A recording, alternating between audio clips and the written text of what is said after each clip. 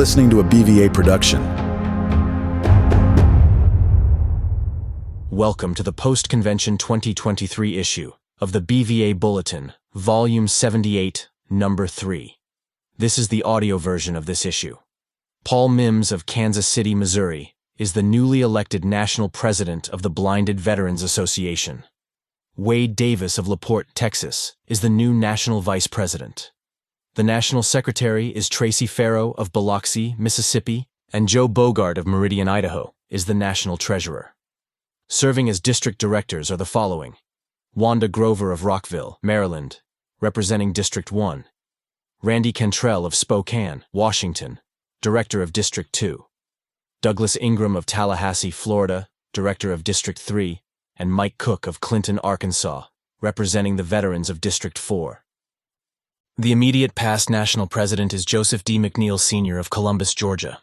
Additional appointed officers are National Chaplain Kenneth Harvey of Henrico, Virginia, National Sergeant-at-Arms Brian O'Connell of Greenville, South Carolina, National Ombudsman Tenora Lynn Shannon of St. Clair Shores, Michigan, and National Judge Advocate Stephen Butler of Temple, Texas.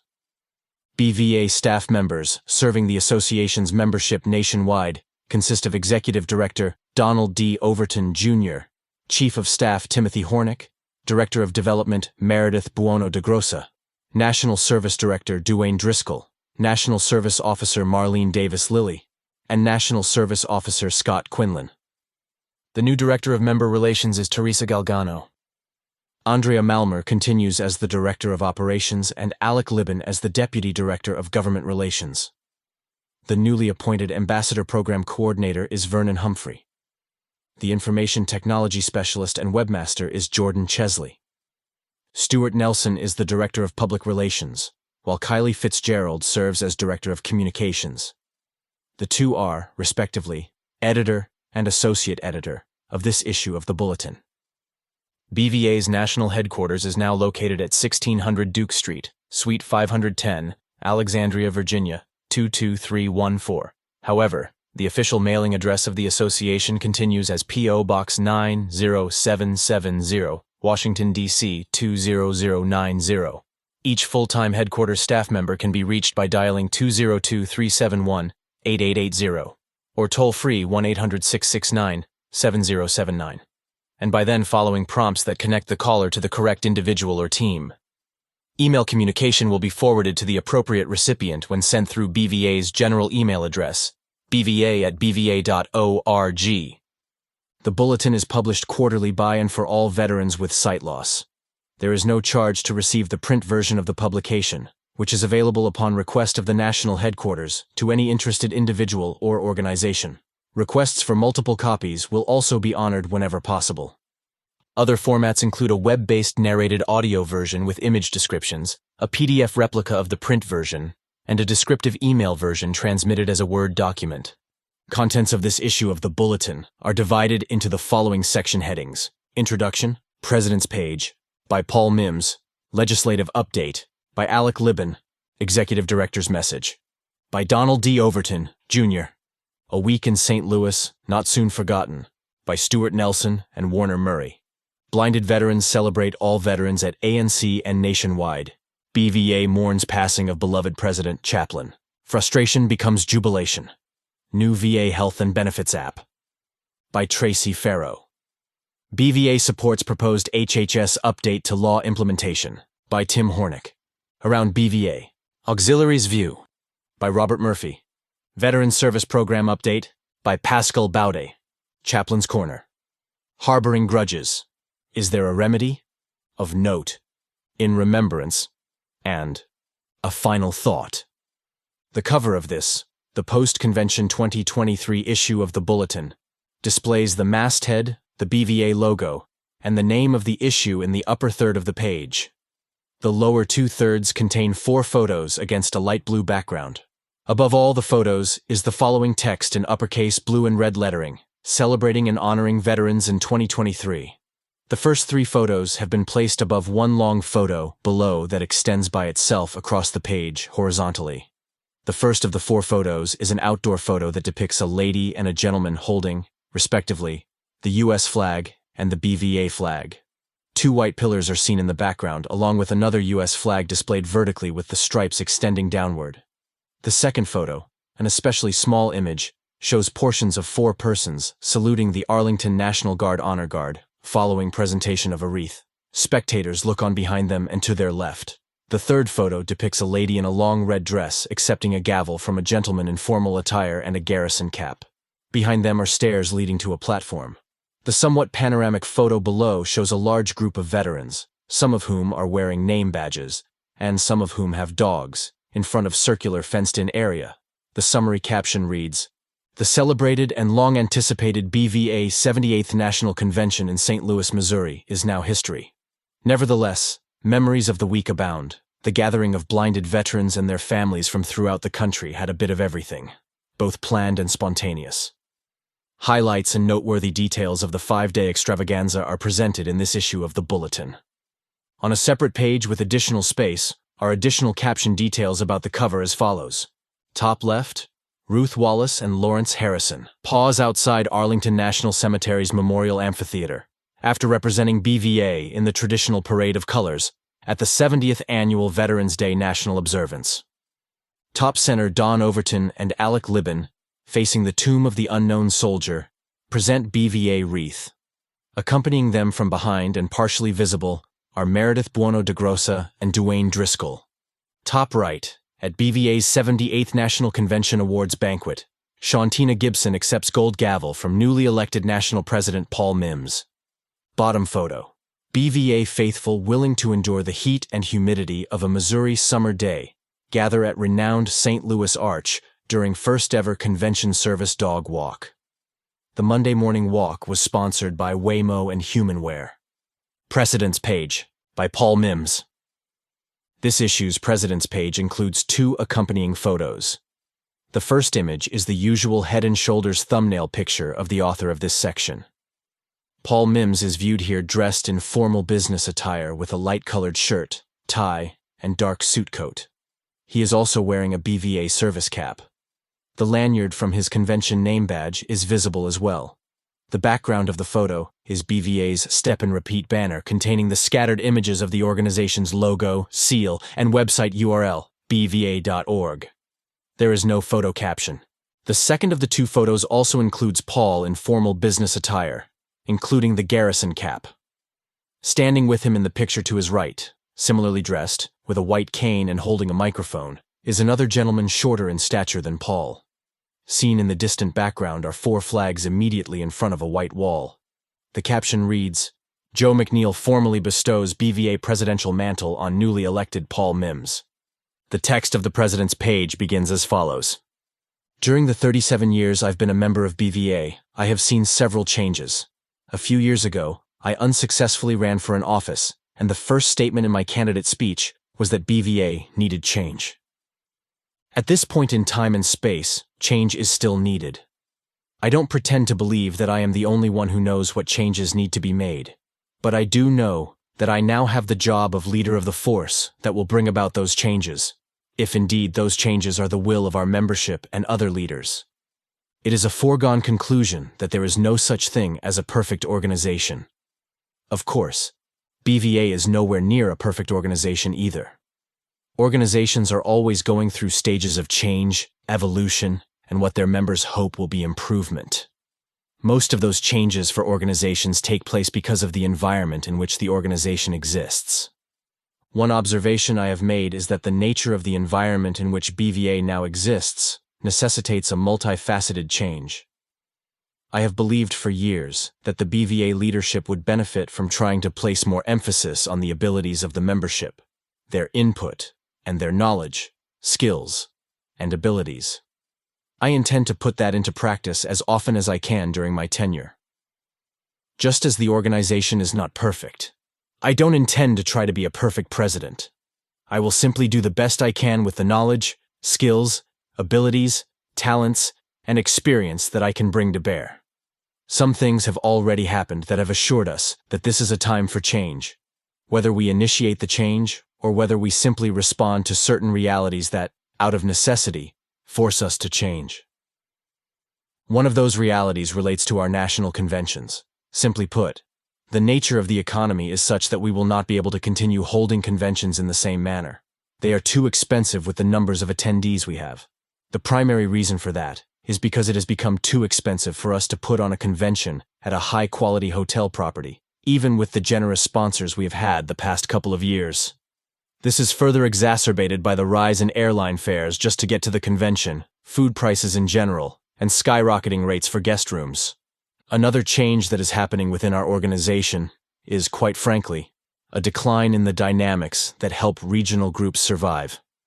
There was a period during which our recruitment efforts didn't produce much, and the prospective members whom we were seeking did not feel compelled to join. I don't think we, however we define we in this context, need to take the blame for veterans not wanting to join.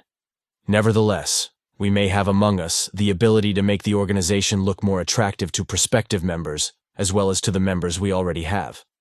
As we move forward, we need to continually monitor our financial outlook. One thing that we began to realize during the worldwide pandemic, even more forcefully than before, is that direct mail is not yielding the results it once did.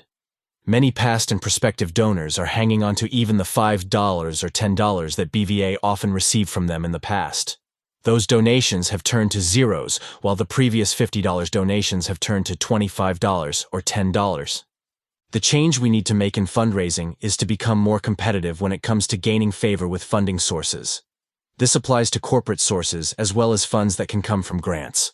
Our staff, therefore, is tasked with doing more at that level of fundraising to try to bring the organization up to a point where we are not facing deficits. It has been reported that there are 1.2 million blind and low-vision veterans in this country. Our membership is hovering around 6,000. That means that there are great opportunities ahead to grow the organization if we can determine how to attract even a tiny segment of that 1.2 million. The primary reason for attracting more members is not so that we will have more money, but so that we have more voices speaking up on behalf of the organization and its members, whether it is before Congress or in presenting ourselves to prospective donors. What we look like in terms of numbers has a lot to say about who we are as an organization of blind and low-vision veterans. That is just a realistic fact these days. One recent source of pride is the success of our somewhat new ambassador program. As a result of this initiative, our veterans are presenting themselves to VA medical centers and to the public as trained and educated advocates. I cannot encourage our members enough to think about joining the ambassador program. We need our members out there who know what it is like to be a blinded veteran, what it takes to help blinded veterans, and how to walk the walk, rather than just talk the talk. Our National Board of Directors, including district directors, are committed to empowering our membership through the decisions we make. Since we are responsible for the operation of the organization between conventions, as often as possible, we will be transparent in our dealings, public-facing in our documentation, and aware of the wishes of the membership as consistently as possible for the sake of the future of the organization. For us to be aware of those wishes and desires, we need the membership to engage with the district directors through whatever means is possible. I am not guaranteeing that everything that the membership may come up with or desire will become a reality.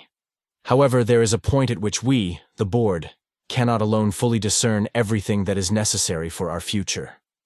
We will be much stronger as a team when that team includes not only the board, but also the membership and the association's staff.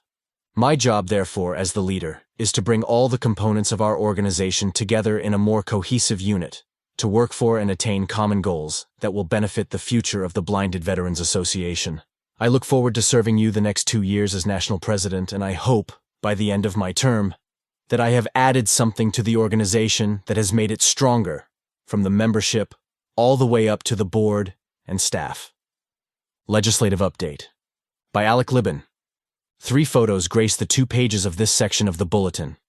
The first is a thumbnail photo of Alec Libin, a younger-looking man. The image is a shoulder-length frontal view against a dark brick background. He is wearing the usual dark blue BVA collared shirt with the logo over the left front pocket. His expression consists of a faint smile. There is no accompanying caption.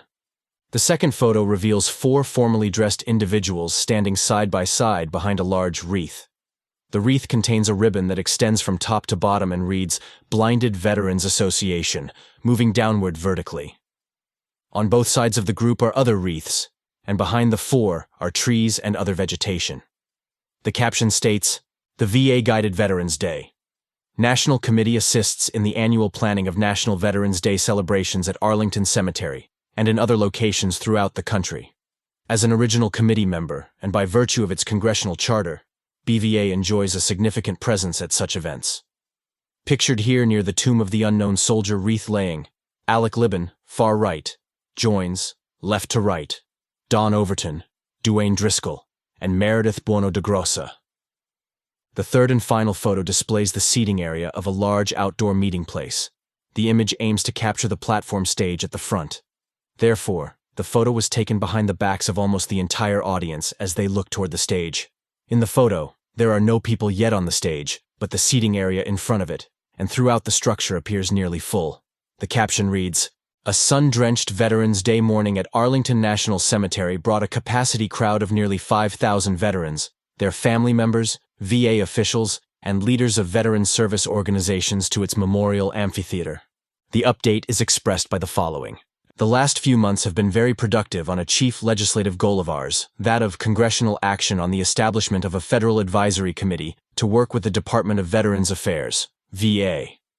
Senators Bob Casey, DPA, and Rick Scott, RFL, have introduced S. 2516, the Veterans Accessibility Act of 2023. Passage of S. 2516 would establish just such a committee. Those who have kept abreast of recent developments know that VA has had trouble implementing Section 508 of the Rehabilitation Act of 1973, ensuring equal access for the blind and visually impaired. VA has failed to adhere to not only Section 508, but also to Sections 501 and 504 of the Americans with Disabilities Act, the 21st Century Integrated Digital Experience Act, the Plain Writing Act, and other federal laws and regulations. These shortcomings have harmed not only those who use VA services, but VA employees as well. For too long, VA has been unable to adequately address the needs of the disabled community, resulting in missed appointments, delayed care, and inability to access resources. A federal advisory committee would work to resolve this long-standing problem through the creation of a mechanism with stakeholders who know where the problem lies and the authority to gain VA's attention whenever justified. The committee proposed in the legislation would be comprised of 19 members, 15 of whom could vote. Of the 15 voting members, 4 would be veterans who are mobility impaired, hearing disabled, visually disabled, and cognitively disabled. 4 would be recognized authorities in disability access from law firms, academic institutions, and organizations that advocate for the disabled. 2 would be VA employees, 1 from the VA Section 508 office, and the other from the Architectural Accessibility Program. The remaining 5 would be nominated by veteran service organizations, VSOs, that advocate for veterans with disabilities. The non-voting members would be the Undersecretary for Health, the Undersecretary for Benefits, the Undersecretary for Memorial Affairs, and the chairperson of the Architectural and Transportation Barriers Compliance Board. All members would serve a 2-year term and would meet every 6 months to select the chairperson. The VA secretary would have to consult with and be advised by the committee on the improvements. This would include accessibility of information, VA benefits, and buildings, including the Veterans Community Care Program and the acquisitions process to ensure that new products are accessible and compliant with regulations. Every 18 months, the committee would submit a report to the secretary that would address barriers of access, compliance with the accessibility law, and priorities for accessibility through department procedure and practice as well as new legislation, among other duties. This ensures that the committee would have a broad scope of knowledge and be able to advise on all areas concerning disability access. In an ideal world, VA and all public-facing institutions would be made accessible at their inception, and continuity of access would be among their top priorities. Unfortunately, this has not occurred, and it appears that VA requires more active involvement to fix a broken system that does not serve those it was meant to serve. We do not doubt VA's commitment to helping veterans and their families, but we do doubt the course they have chosen to do so. We are not alone in this opinion, having been supported by other VSOs. BVA will be pushing a one-click campaign soon.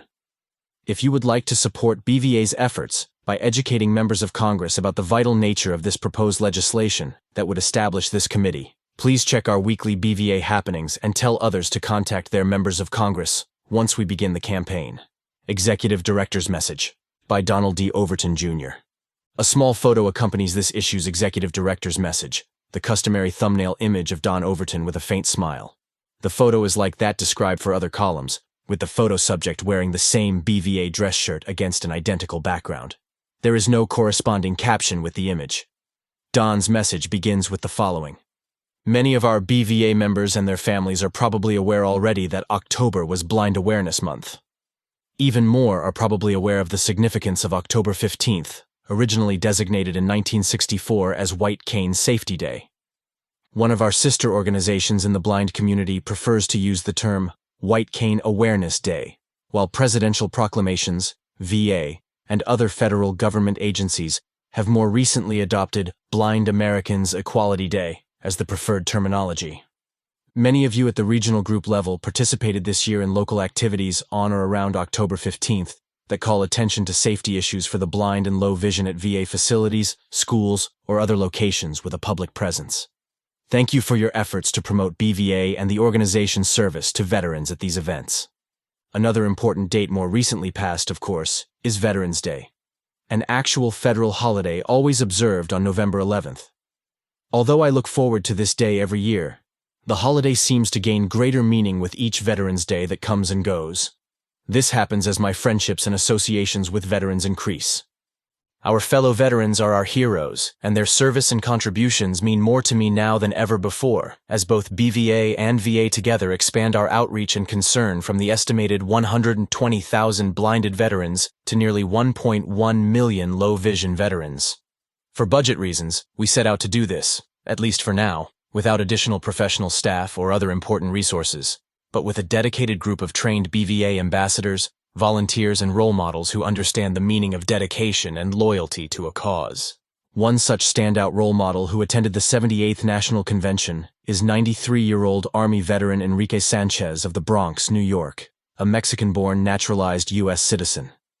Enrique's trip to St. Louis put him at 48 consecutive national conventions attended.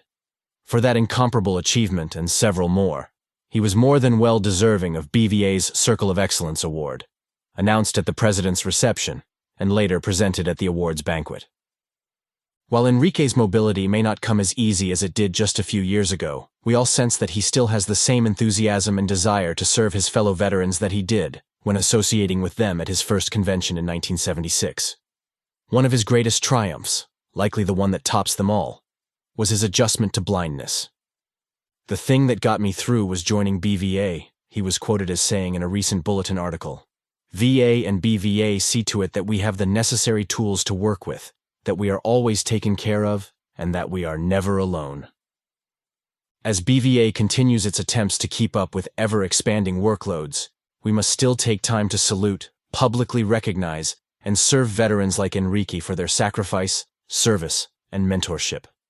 Please make doing so a priority this year as never before. A Week in St. Louis, Not Soon Forgotten, by Stuart Nelson and Warner Murray. 10 total photos accompany this section, a recap of the 78th National Convention. Because of the large number of photos, the descriptions will be provided with the corresponding subsections where the photos appear in the hard copy. The text of this section begins as follows. 4 years of anticipation, 2 years of preparation, and a week of activities designed for stellar legs, healthy appetites, a zest for learning the latest in technology, and an interest in helping to guide the future of the Blinded Veterans Association all came to a halt, with the ceremonial lowering of the gavel at the Friday evening awards banquet, this year sponsored by Vonda Pharmaceuticals. Attendees also made their way to the much ballyhooed hospitality suite for a final goodbye to old and new friends. The following provides a snapshot of the activities leading up to that final curtain call.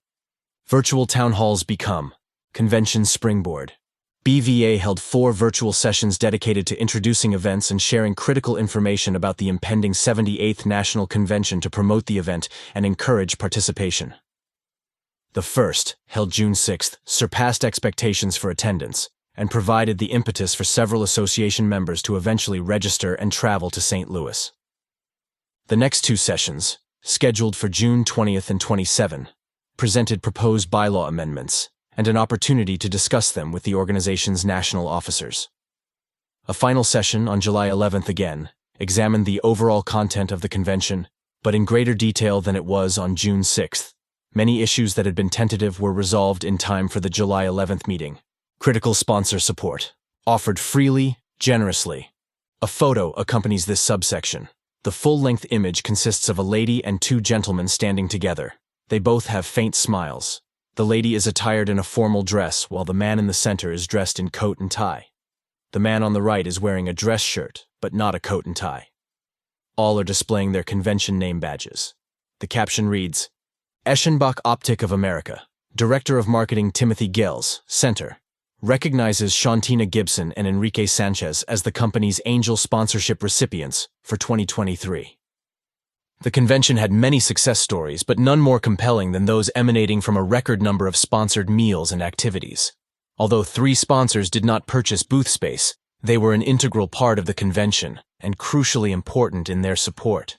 Major event sponsors in chronological order were Hotel Orientation using navigation technology, conducted by Way Around, Bow Wow Lounge, sponsored by Waymo and PetSmart of the St. Louis District, BVA Registration, sponsored by Waymo and PetSmart of the St. Louis District, Service Dog Walk, sponsored by Waymo and HumanWare, Rollin' on the Riverboat Cruise, sponsored by Vispero, Exhibitor and BVA Member Breakfast, sponsored by Bosma, Missouri Botanical Garden, sponsored by Oracle Health, Tuesday Lunch and Learn, sponsored by Way Around, Ambassador Breakfast and Ceremony, sponsored by OrCam, Wednesday Lunch and Learn, sponsored by Oracle Health, Flamingo Bowl Dinner and Bowling Event, sponsored by Foreseeable Future Foundation and HumanWare, BVA Member Good Morning Breakfast, sponsored by National Association of Blind Merchants, Father Carol Luncheon, sponsored by Dodd Incorporation, Awards Banquet, sponsored by Vanda Pharmaceuticals. 2 angel sponsorships were also awarded by Eschenbach Optik of America to 2 outstanding BVA members who may have otherwise had difficulty attending the convention. Shantina Gibson, Louisiana-Mississippi Regional Group, and Enrique Sanchez, New York Regional Group. Off-site visits offer. Taste of St. Louis. This subsection photo reveals a casually dressed lady and a gentleman seated side by side. Their convention name badges around their necks are clearly visible. Visible in the background is a portion of a glass door leading to a store that sells merchandise that relates to the site. The caption says, BVA member David Kilda awaits off-site St. Louis tour of Anheuser-Busch Brewery with his mother, Anna Kilda. The text begins, Convention attendees experience the flavor of the gateway to the West through a variety of activities outside the Marriott St. Louis Grand. In addition to the Monday activities described by Warner Murray below, groups of up to 100 were treated to informative tours of the Missouri Botanical Garden and the renowned St. Louis Anheuser-Busch Brewery. The visit to the Botanical Garden was sponsored by Oracle Health. Flamingo Bowl, situated just 3 blocks from the St. Louis Grand, was the site of a Wednesday evening activity composed of Midwestern barbecue, bowling, and music. The lively event was made possible by the Foreseeable Future Foundation, HumanWare, and a dedicated cadre of volunteers from the Southern Illinois University, Edwardsville, Army ROTC program. Although it was not an official convention activity with arranged transportation, rumors spread that several convention attendees made the mile or so walk to Bush Memorial Stadium to see the St. Louis Cardinals take on the New York Mets. The group returned in time to enjoy at least a few minutes in the hospitality room. Dedicated volunteers provide needed assistance. A group photo of 12 individuals, all dressed casually, and all but one a young adult, accompanies this brief subsection. Very little background is visible, the exception being the video monitors that are either mounted or hanging near the ceiling. The caption states, Margarine Beeman's cadre of volunteers in St. Louis included members of the Southern Illinois University Edwardsville, SIUE, Army, ROTC, pictured with her above.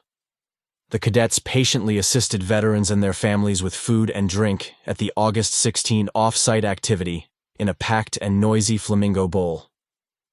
They also made an extraordinary effort to engage with convention attendees, learning their names and inquiring about their military service. The text is presented as follows.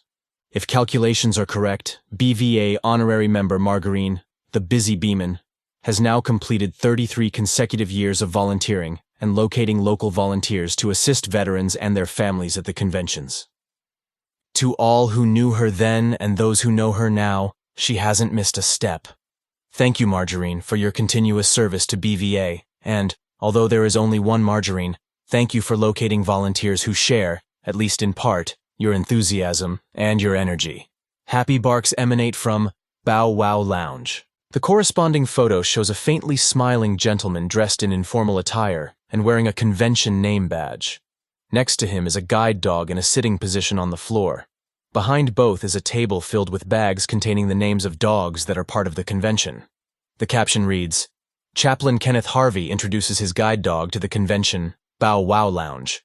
Pictured in the background are goodie bags to be distributed the following day to every registered dog attendee. The details are as follows. Another first for a national convention was a designated recreation and rest stop for working guide dogs, fittingly named the Bow Wow Lounge. The room converted to a lounge, located near convention registration, the exhibit hall, and one of 2 dog relief areas, quickly became an attractive and popular stop for the dogs at various times throughout the week. The lounge came equipped with personalized goodie bags for each of the 16 dogs with their names clearly printed, tasty snacks that were used as rewards, toys, and cushions on which to recline. Exhibit Hall Energy. A photo depicts a lady and a gentleman, both with convention name badges, standing behind an exhibit hall table that contains an informational poster on each side of the two. Both have faint smiles. The table curtain below says Way Around, next to a logo that is nearly entirely blocked by an extraneous chair. The caption states, Way Around's Chief Operating Officer Jessica Hipp and Manager Shaw, co-founder Darwin Belt in Convention Exhibit Hall. The text of the subsection starts, The kind of numbers that have passed through here and the overall atmosphere have been great, said Paul Kaminsky, Chief Executive Officer of the American Braille Flag Project, Inc. We're really impressed and pleased with the exhibit hall this year. Paul and Walter Peters, the project's president, occupied one of the 45 booths that were part of this year's exhibits, kicked off by a Tuesday exhibitor and member breakfast sponsored by Bosma. The breakfast allowed time for a few promotional presentations and fostered interaction between members and exhibitors, just minutes before the heavily trafficked exhibit hall opened for the first time. Heartland Hospitality. As the host regional group for the convention, the Heartland Regional Group assumed hosting duties for the hospitality suite. As difficult as it would be to match the efforts of the Mid-Atlantic Group in 2022, President Jeannie Murphy and her cast of helpers, including husband Robert, came through in grand style. The suite was well stocked in a variety of ways, including laughter, camaraderie, and the sharing of information and experiences. If the setup was not already near perfect, how about those hot dogs? Yes, a BVA convention hospitality suite with hot dogs, and with both cheese and chili as well. This move was absolutely an extra mile one and may have been a historic first. Please nominate the Heartland Regional Group for future hospitality service, no matter what the convention destination may be. Barb Webb shares. Caregiving journey. A close-up photo with very little background reveals 2 formally dressed ladies standing together. In front of the 2 is a foam board that was previously set on an easel. The board contains the BVA logo at the top and the following text, A Caregiver's Heart, Overwhelmed and Overjoyed. The caption states, Barb Webb, Right, and Cheyenne White, VA Columbia, Missouri Healthcare System. Describe the irony inherent in feeling simultaneously overwhelmed and overjoyed. The subsection starts. Gateway B, the room designated for Barb Webb's A Caregiver's Heart, overwhelmed and overjoyed, filled beyond capacity on Wednesday afternoon. The topic, created by Barb herself as a reflection of her own feelings, experiences, and insights, also resonated with the dozens of caregivers attending the convention with their veteran spouses, children, or in some cases, parents. She was accompanied by Cheyenne White, social worker at the Harry S. Truman VA Medical Center, Columbia, Missouri. Cheyenne addressed the group regarding VA resources for caregivers. Barb was among 30 caregivers nationwide in 2020, just as the COVID-19 pandemic hit, to be selected by the Elizabeth Dole Foundation, Caring for Military Families, as a caregiver fellow. Barb's selection to the prestigious group was based on her extensive experience and insight into successful caregiving, and her ability to bring attention to the challenges facing America's hidden heroes, the spouses, family members, and other loved ones who provide $14 billion in voluntary care for service members and veterans every year. My heart truly has become overwhelmed and overjoyed at the same time, she said. And I have that feeling today as I assure you that you are never alone as a caregiver. Barb is the mother of Mark Wilson, also a member of the Heartland Regional Group and a former combat engineer who served 2 tours of duty as an expert in explosives tasked with locating and disarming improvised explosive devices. Together, Barb and Mark have been regular attendees of BVA national conventions and staunch supporters of the Operation Peer Support Initiative and activities at the regional group level. They have also supported BVA through Mark's masterful woodworking craftsmanship, a passion of his both before and after his injuries. Over the years, Mark has professionally produced for BVA many award plaques, signs, and other items. Tech, BRS updates. Highlight, Thursday Forum. The Traditional Convention Forum, a series of presentations leaning more toward the academic and technical sides of topics such as blind rehabilitation, sight restoration, and prosthetic and sensory aids, welcomed as speakers BRS National Program Director Nikki Sandlan, the VA Office of Compliance, Risk and Remediation, with representatives of Vispero, Alliant, and Perigian, Dr. Philip Troik, Executive Director and Principal Investigator for the Intracortical Visual Prosthesis Project at the Pritzker Institute of Biomedical Science and Engineering, and a VA prosthetic update from Stephen Roberts of Veterans Integrated Service Network 15. Sergeant at Arms inspires. Father Carroll. Gathering. Relating his own journey with sight loss and the subsequent realization that he could still do many of the things he loved, BVA Sergeant at Arms Brian O'Connell shared with approximately 200 veterans, their families, and caregivers the personal insights that have helped him return to those activities. The setting was the annual Father Thomas J. Carroll Memorial Luncheon, named for the legendary pioneer in blind rehabilitation and BVA's national chaplain during the organization's first 25 years. Even after his glaucoma diagnosis, Brian related, he continued to do the things he'd always done, including driving. In 2014, however, he experienced a pressure spike in his right eye that caused loss of most of his vision in that eye. Then, the same thing occurred in his left eye a year later, causing legal blindness and forcing him to retire from teaching Air Force Junior ROTC and coaching high school baseball. Locating a community of veterans with similar challenges through BVA, Brian shared the new confidence and hope he quickly regained. He found himself on ski lifts, rediscovered his trumpet-playing days with a local band, and started taking virtual piano lessons. He is now back in the classroom and engaging in many of the recreational, professional, and educational activities he had previously believed would be impossible. Proposed bylaw amendments. Debated and determined. 4 bylaw amendments were originally proposed and presented to BVA members, first at the town hall meetings in late June, and again at the convention so that in-person roll call voting could be conducted. Convention delegates and voting members must approve a bylaw change by a 2/3 vote. The proposed change to Article 6, Section 2, Elections, was to stagger candidate nominations for district director, so that Districts 1 and 2 would next hold elections in 2025, and Districts 3 and 4 in 2026. Under the existing Section 2, elections for all 4 districts would occur the same year. The membership voted to adopt the change in the bylaw. The proposed change to Article 9, Section 3, Convention, was to allow annual membership meetings and to move to biannual conventions. The membership failed to approve the proposed bylaw amendment. The proposed change to Article 10, Dues, was to move from the current $50 life membership, half of the funds going to the Life Membership Fund and the other half to the General Fund, to a free membership model, designed to empower the regional groups with increased member participation and apportionment revenue, while growing BVA's national membership body.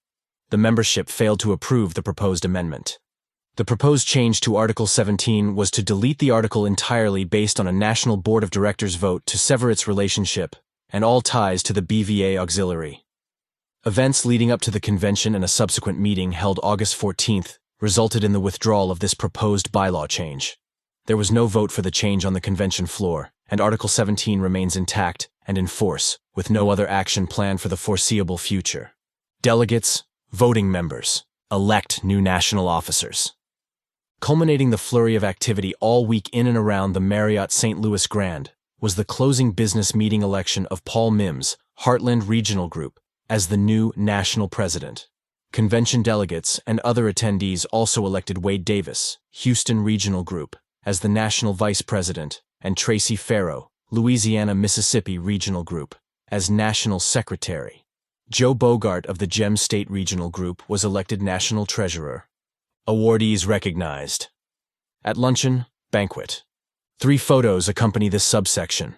The first reveals a lady and a gentleman, both formally dressed and standing together. The man, also in a service cap, is both holding and displaying a certificate of some type with a cover that opens and closes. Directly behind them, but at a distance, are several large flags that have been placed in individual stands. Also in the background is another man standing at a podium to their left. The caption says this: Dr. Vaniata V. Harvey, left, accepts BVA's highest membership honor from Paul Mims. Pictured in background, Master of Ceremonies and National Service Director Dwayne Driscoll. The second photo shows a lady at left receiving an award from 2 gentlemen. The man in the center is formally dressed, including garrison cap, while the other is dressed casually and seen with a white cane. The caption states, Joe McNeil and Tim Hornick present BVA Certificate of Appreciation to Kelly Golden, photo courtesy of Wanda Grover. The third photo is a duplicate of the cover image of Shauntina Gibson receiving the gold gavel from Paul Mims. The caption here states, Shauntina Gibson receives coveted gold gavel on behalf of Louisiana-Mississippi Regional Group. The narrative begins. Dr. Vaniata V. Harvey, Mid-Atlantic Regional Group, was this year's recipient of the Melvin J. Moss Award for Professional Achievement, BVA's highest honor for a member of the organization.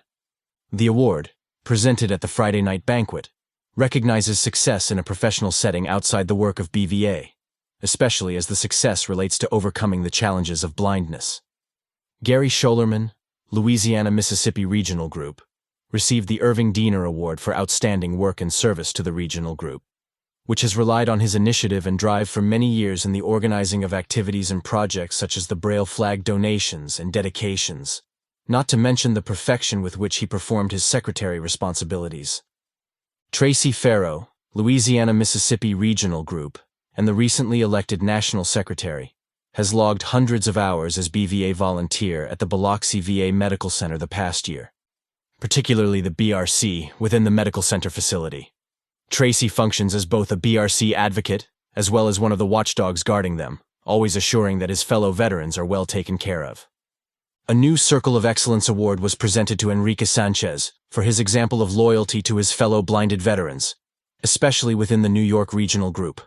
His effectiveness in working with VA blind rehabilitation personnel, and his perseverance in serving others. The Louisiana-Mississippi Regional Group won this fiscal year's Gold Gavel Award for the largest numerical increase in membership. The Silver Gavel Award went to the Alabama Regional Group for the greatest percentage membership increase of any group.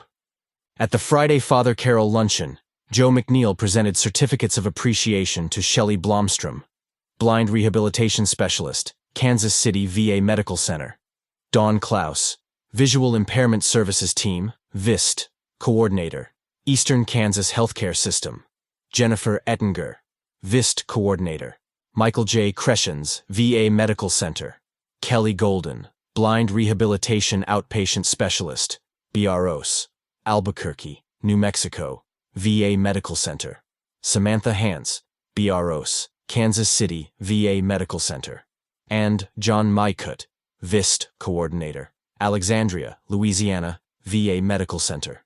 Impressions and Reflections. From Warner Murray. Warner's impressions of the National Convention come accompanied by 2 photos. The first of the 2 depicts 2 young men and 2 young ladies standing together outdoors, side by side. Each is wearing a convention name badge. Behind the group is a grassy area followed by a flowing river, followed again in the distant background by 2 sets of motor vehicle bridges.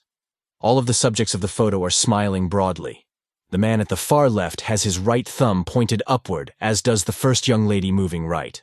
The caption states, "Staff from Platinum Sponsor. Incorporation offered camaraderie and moral support during a hot and humid Monday service dog walk. pictured left to right near the renowned St. Louis Arch, Chris Unseok Choi, Murgal Takam, Jessica Lee, and Praise Kim. The second photo is a side view image of 3 formally dressed ladies in a single file line. White canes are seen with the first 2 in line, and BVA garrison caps are worn by the first and third ladies in the line. Dark glasses are worn by the second and third. The occasion is a formal one in a large dining room. Tables have been elegantly set up in the immediate background. In the distant background are full-length windows that extend from the floor to the ceiling. The caption reads, "Left to right, Dr. Vaniata V. Harvey, Mid-Atlantic Regional Group, Marlene Davis Lilly, Arkansas Regional Group, and Michonne Harrison, Mid-Atlantic Regional Group. Display a little swagger prior to Father Carol luncheon. Photo courtesy of Michonne Harrison." The subsection begins with the following. "My time at the BVA 78th National Convention was a wonderful experience. As is often the case when one travels, a few unforeseen challenges came my way. A small contingency of the New York Regional Group consisting of the treasurer, secretary, and a life member arrived on Sunday morning at 10 a.m. via Southwest Airlines. It was a bright, sunny day in St. Louis. Upon exiting the aircraft, I heard the familiar voice of the welcoming committee led by Margarine Beeman. It felt wonderful to hear her voice and receive the usual assistance typical of every airport arrival heading to a BVA convention. I had arranged shuttle transportation a few months prior to my arrival. The St. Louis Metrolink known as Call a Ride was our means of transportation during the entire convention. The Metrolink shuttle service was on time and prepared for the arrival of blinded veterans. My reservation was for 4 to 6 members to ride with me. We arrived at the Marriott St. Louis Grand, safe and sound, and with great anticipation for the upcoming week. The bellhop took the luggage and escorted us to the hotel lobby check-in counter. The guest room was clean and ready to receive me. It contained all that I had requested: refrigerator, needed air conditioning, and lots of towels. The lighting was sufficient, and there was easy access to the telephone and plenty of closet space with hangers. The bathroom was bright, clean, and had a good assortment of toiletries. Our first challenge began as we dropped our luggage and got ourselves ready to head to the BVA registration area. We took the elevator to the lobby and asked for assistance to the area provided by the hotel. There was no one specific person assigned to provide that assistance. We did eventually receive some directions that were a bit complicated for first-time blinded veterans. We started out on the elevators, up and down, but at first, we didn't know where to get off. Somehow, we reached the appropriate underground walkway, containing some steep inclines and declines. We walked until a stranger told us to go down some escalators to reach the registration area. I knew we had finally arrived and were safe when I heard the familiar voice of our Meredith say, "Over here, BVA members." The Monday service dog walk on a sunny, hot, humid morning to the renowned Gateway Arch National Park attracted a large crowd. The distance was approximately a mile each way. While many walked with their dogs, there were plenty who walked without a dog. Despite the pleasant conversations and stops to rest and take photos, some of us still ran out of energy and needed a ride back. Fortunately, a car or two that had been driven to the convention were dispatched for this very purpose and helped those who needed it. The wind was back in my sails a few hours later for the most enjoyable outing of the convention, the rollin' on the riverboat cruise, which included dinner. The bus ride to the location was very lively with spirited conversations and lots of laughter. The walk to the boat floating dock was a short distance over some small gravel stones. Our arrival was greeted with a warm welcome and several "thank you for your service" comments. We were seated and served salad right away. A live band entertained the crowd with music and singing while the main course was being served. The drinks, desserts, and flashing of cameras were non-stop. It was the best dinner cruise I have ever attended at any convention. My overall opinion of the convention is overwhelmingly positive. Despite some challenges that affected many of us, our membership overcame them with strong grit and pride. Whenever there is true dedication to BVA, that dedication and will to march forward permeates and spreads throughout the membership. Very grateful I am to have been part of the BVA 78th National Convention. HVAC Chairman Mike Bost extends. Congratulations and welcome. House Committee on Veterans Affairs, HVAC. Chairman Mike Bost, RIL 12, officially recognized Paul Mims on his election as Blinded Veterans Association National President in a letter addressed to him dated September 12, 2023. Chairman Boss thanked Paul for his service on active duty and his continued advocacy on behalf of fellow blind and low-vision veterans who have also answered the call to serve. This is no small task, but I know that because of your passion and responsibility, BVA will prosper and strengthen its efforts to expand programs and push forward necessary legislation for our veterans in need, the letter stated, referring to Paul's likely upcoming appearance before a joint session of the House and Senate committees in March 2024 to present BVA's legislative priorities. Blinded Veterans Celebrate. All veterans at ANC and nationwide. One photo accompanies this main section of the bulletin. 4 people, formally dressed, are seen standing together side by side in an outdoor setting. Moving left to right, the second individual, a lady, holds pole of the U.S. flag. The fourth individual, a man, does the same with the BVA flag. To the left of each in the photo are additional persons assisting them. The caption states, left to right, sighted guide Dallas Baugh, U.S. flag bearer Ruth Wallace, sighted guide Bessie Powell, and BVA flag bearer Lawrence Harrison. The Veterans Day account begins with the following. BVA National Headquarters represented blind and low-vision veterans throughout the country with the presentation of an organizational wreath at Arlington National Cemetery's, ANC, Tomb of the Unknown Soldier on Veterans Day. The effort complemented similar Veterans Day activities of blinded veterans and their families in their communities and regional groups, with representatives of approximately 40 other VSOs looking on, and all eventually presenting a similar wreath. The symbolic gesture paying tribute to all veterans capped off a day of memorable activities for BVA in and around a chilly but sun-drenched national capital area.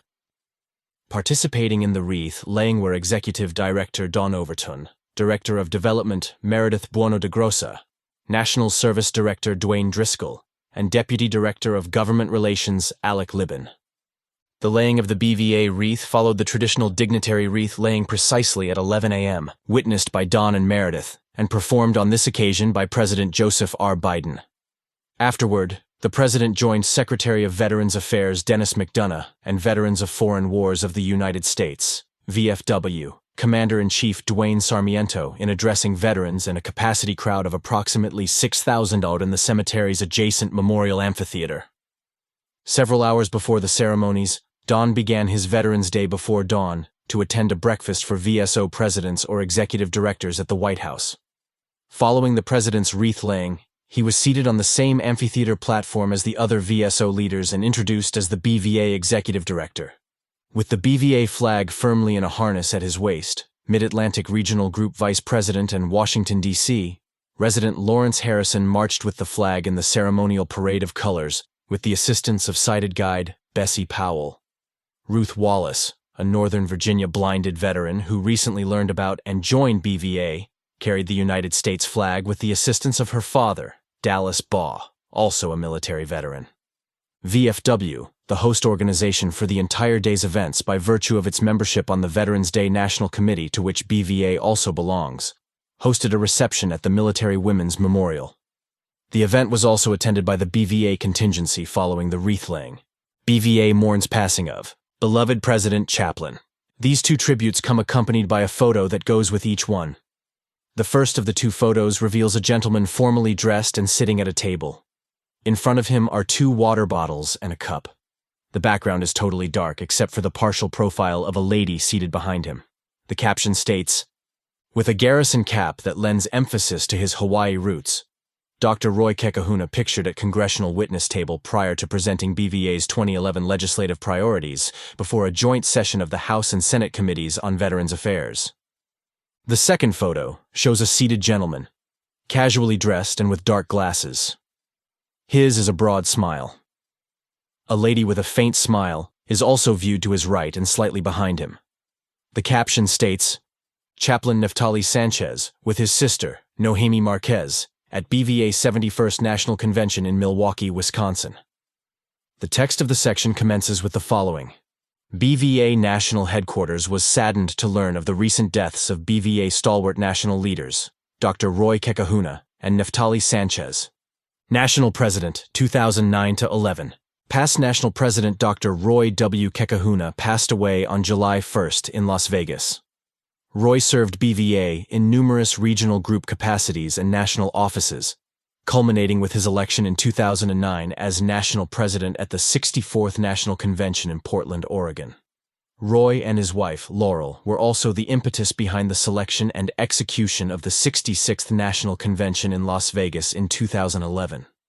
Roy lived a distinguished life, filled with a long list of continuous educational and professional achievements, all while overcoming multiple combat disabilities and years of intensive rehabilitation during several paths to physical recovery, earning for him BVA's highest honor, the Melvin J. Mass Award for Professional Achievement at the same convention at which he was elected national president. Roy was a native Hawaiian, born in Honolulu. At age 18, he enlisted in the U.S. Army as a private E-1. While in the military, Roy spent most of his time with the Special Forces, Green Berets. He also had tours with the 82nd Airborne Division, the Strack Army Skydiving Team, the 101st Airborne Division, and the 173rd Airborne Brigade, compiling more than 6,000 static line and free fall jumps with those outfits. As an Army major, Roy was injured by a booby trap in June 1967 that resulted in multiple wounds, including loss of the use of his left arm and near total loss of vision. He also experienced multiple fragment wounds to the stomach, groin, chest, right arm, and face. He was medically retired in 1971 with 5 tours in Vietnam and 5 Purple Hearts after spending 4 years in physical rehabilitation and undergoing 43 surgical procedures. Using the skills and determination he learned in the Army, Roy moved forward as he blazed a trail of personal achievements, including completion of a blind rehabilitation course at the Hawaii State Rehabilitation Center, VA Blind Rehabilitation at Hines, 2 bachelor's degrees, 2 master's degrees, and 2 doctorates. He was the Chief of Voluntary Services with the VA Southern Nevada Healthcare System. Roy also worked for the Department of Defense for 15 years and for 5 years as a sales trainer with Sun Life of Canada. As a volunteer, he spent 39 years with Veterans Helping Veterans, 6 years as a BVA district director, and a year at a BVA volunteer office. Roy first learned about BVA in 1993 when he moved from Hawaii to San Diego. VIST coordinator Bob Kozel invited him to attend a San Diego regional group meeting shortly after his move. It was there that he discovered that he was not the only blinded veteran seeking assistance from VA. He was also a life member of 6 additional veteran service organizations. Longtime BVA members remember Roy's willingness to do anything that demonstrated his independence. One especially memorable event for many occurred during the Las Vegas convention, which he chaired in 2011. Roy hopped in a van for a quick trip to the nearby Stratosphere Hotel with a group of 11 other convention attendees, all of them younger than he at the time. The group was prepped and attired in the Stratosphere's custom jumpsuits. Shortly thereafter, they received a safety lesson and then rode on an elevator the equivalent of 108 stories upward. Roy and the other jumpers were then connected to a high-speed descender and led to the edge of the platform, where they took the final step prior toward plummeting 855 feet to the ground in approximately 15 seconds. National Chaplain, 1979-2011. Korean War, veteran and former BVA National Chaplain of 32 consecutive years, 1979-2011. The Reverend Neftali Sanchez passed away on September 6 from causes incident to age at his home in Grand Terrace, California. He was most recently a member of the Southern California Regional Group and, astonishingly, a BVA member for 68 years. Tali, as many knew him, attended 31 conventions as chaplain, missing only one in 1997, Reno, and delivering Father Carroll Memorial Luncheon addresses twice, in 1979 and again in 2001. It seems unthinkable to contemplate that I served as national chaplain 8 years longer than Father Carroll did, he said during a telephone interview just prior to the BVA 66th National Convention in 2011, Las Vegas. It's been a long run that I've loved, but it's finally time to give the privilege to another worthy blinded veteran. Due to health concerns, Tali could attend only one more convention following his service as national chaplain. In 2016, he traveled to Milwaukee for the 71st National Convention, where he also attended his very first convention back in 1956. A 2002 national newspaper release introduced Tali's story as follows.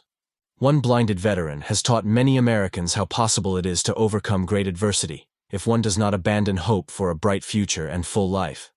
A good example is Corporal Neftali Sanchez, whose life changed abruptly on July 11, 1953, in Korea, when he was only 19 years old. The article recounted Tali's wounding by an exploding grenade while he was on patrol, an event that caused the loss of both his eyes and both his arms below the elbows. Coping with so many obvious adversities, Tali was nevertheless relentless in the pursuit of his personal goals, the feature added. After completing blind rehabilitation at Hines in 1955, he graduated from Pepperdine University in 1959 and received a master's degree 2 years later. He attended Bible college and received a bachelor's degree in theology in 1974. Tali found out about BVA in 1955 and joined immediately. He served on the National Board of Directors from 1964-69 and was later elected national chaplain in 1979. He told both the board and the membership the following year that he would not run for chaplain again. And, because of the politics involved in elections and voting, he voiced his opinion that a national chaplain should be appointed annually rather than elected. The association's leadership listened to him and agreed with his reasoning. The rest is history, as he was reappointed 31 times.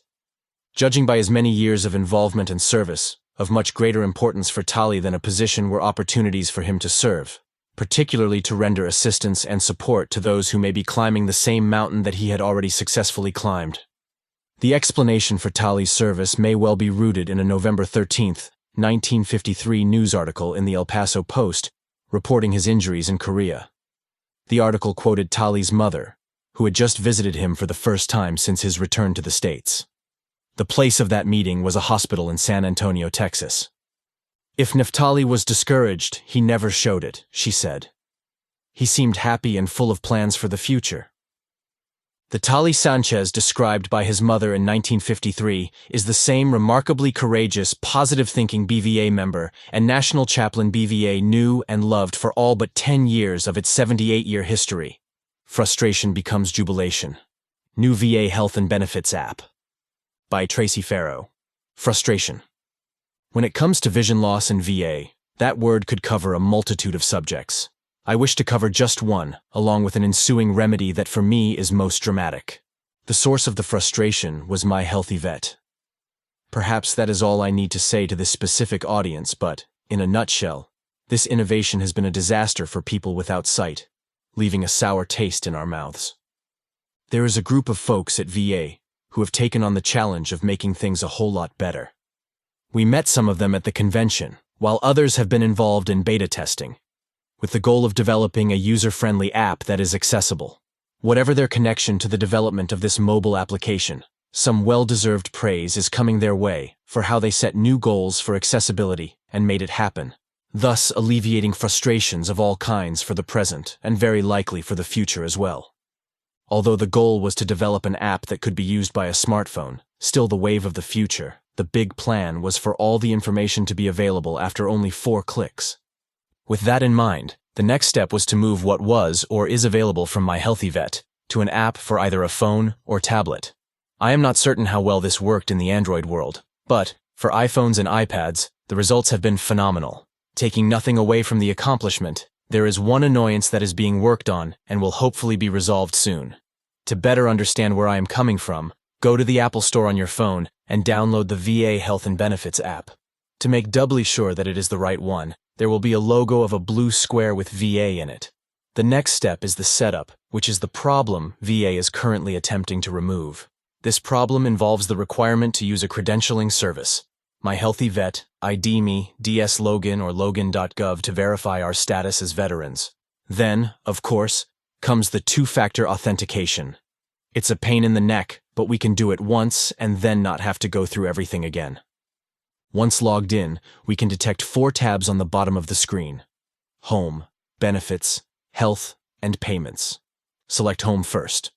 As we navigate, swiping left to right, the first thing we always encounter is an option button to contact the crisis line. This is self-explanatory. The next buttons are Name and Branch of Service, allowing us to know that we are in the right place. After that are updates, if any, followed by About VA, contact VA, find a VA location, and COVID updates. All of these are self-explanatory. The next tab is for benefits. This tab will relieve a lot of stress throughout the BVA population. Many of us have open claims and cannot get in touch immediately with the Veterans Service Program folks at BVA National Headquarters. This is because they are super busy handling claims. As it now stands, every time a person wants an update, the National Service Officer, NSO, must take that on and spend time answering a question that is at our fingertips. If you go to the Benefits tab, there are currently only 3 selection buttons: Disability Ratings, Claims, and VA Letters and Documents. The Ratings button has all your ratings and percentages for each condition or disability. This information can be very helpful to any qualified NSO to help answer questions. The Claims button has 2 selections, one for active claims and one for closed.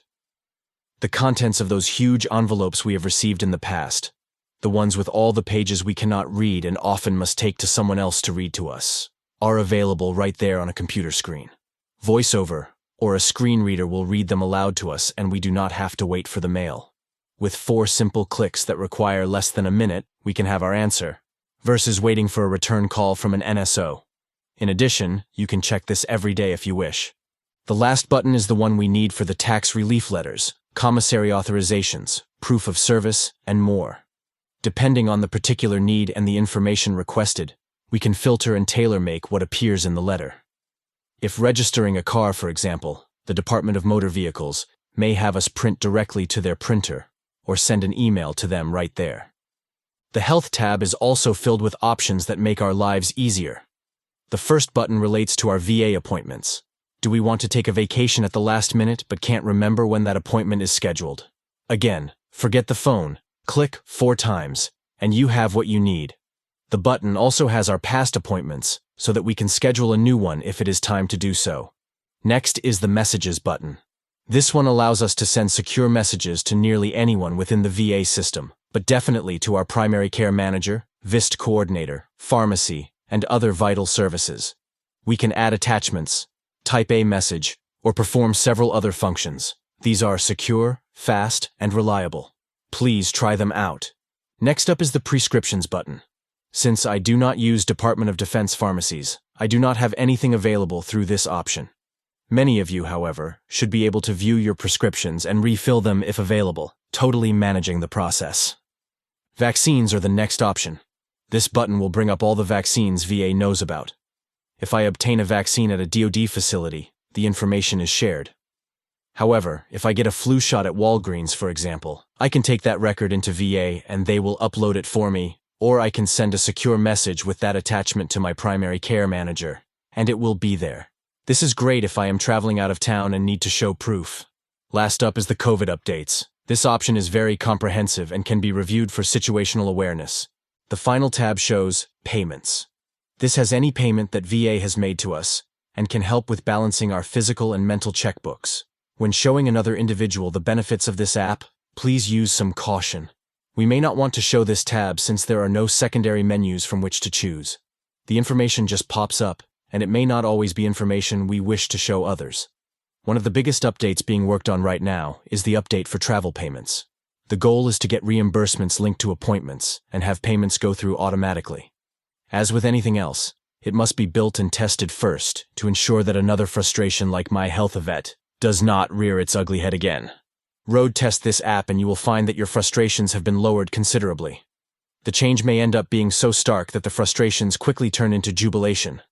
BVA supports proposed HHS, Update to Law Implementation. By Tim Hornick. The Department of Health and Human Services, HHS, Office of Civil Rights, has proposed an update to the implementation of Section 504 of the Rehabilitation Act of 1973 as amended. The update directly impacts several key provisions of BVA's legislative priorities regarding the accessibility of medical equipment and devices, rights to self-determination and autonomy in medical decisions, and mandating conformity to the Web Content Accessibility Guidelines, UCAG, for all healthcare websites and portals, mobile applications, and self-service kiosks.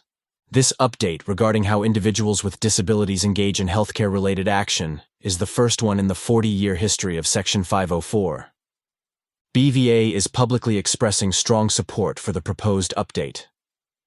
Although we, as blind and low-vision veterans, have bravely fought for our country, too often our healthcare providers focus on our disability and overlook our capability, denying us our basic right to independently access medical devices and equipment. They make important medical determinations affecting our future and utilize healthcare web portals, mobile applications, and kiosks that lack accessibility to our population. We commend the Biden-Harris administration for recognizing this deficiency through continuous efforts within the federal government to ensure diversity, equity, and inclusion with respect to the various aspects of accessibility.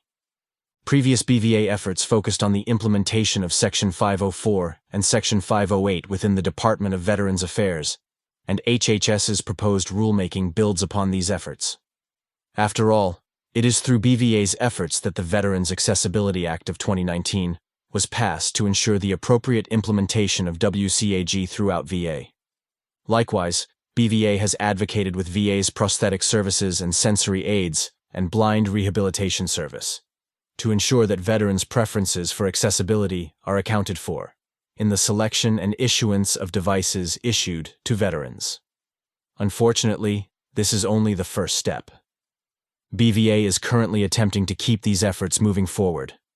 Implementation of the HHS update will most certainly have a positive impact that is desperately needed, as we still receive reports from our members that both VA and community healthcare providers are issuing to veterans with sight loss only inaccessible, constant positive air pressure, CPAP, devices due to the lack of accessible options on the market.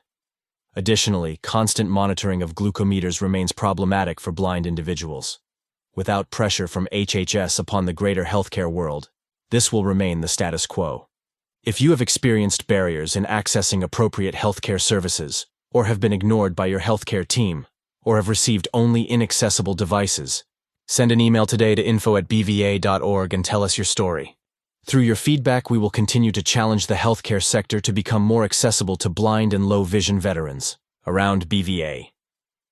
4 photos accompany this section of the bulletin. They will be described with the relevant subsection with which they appear. National Board appoints new district directors.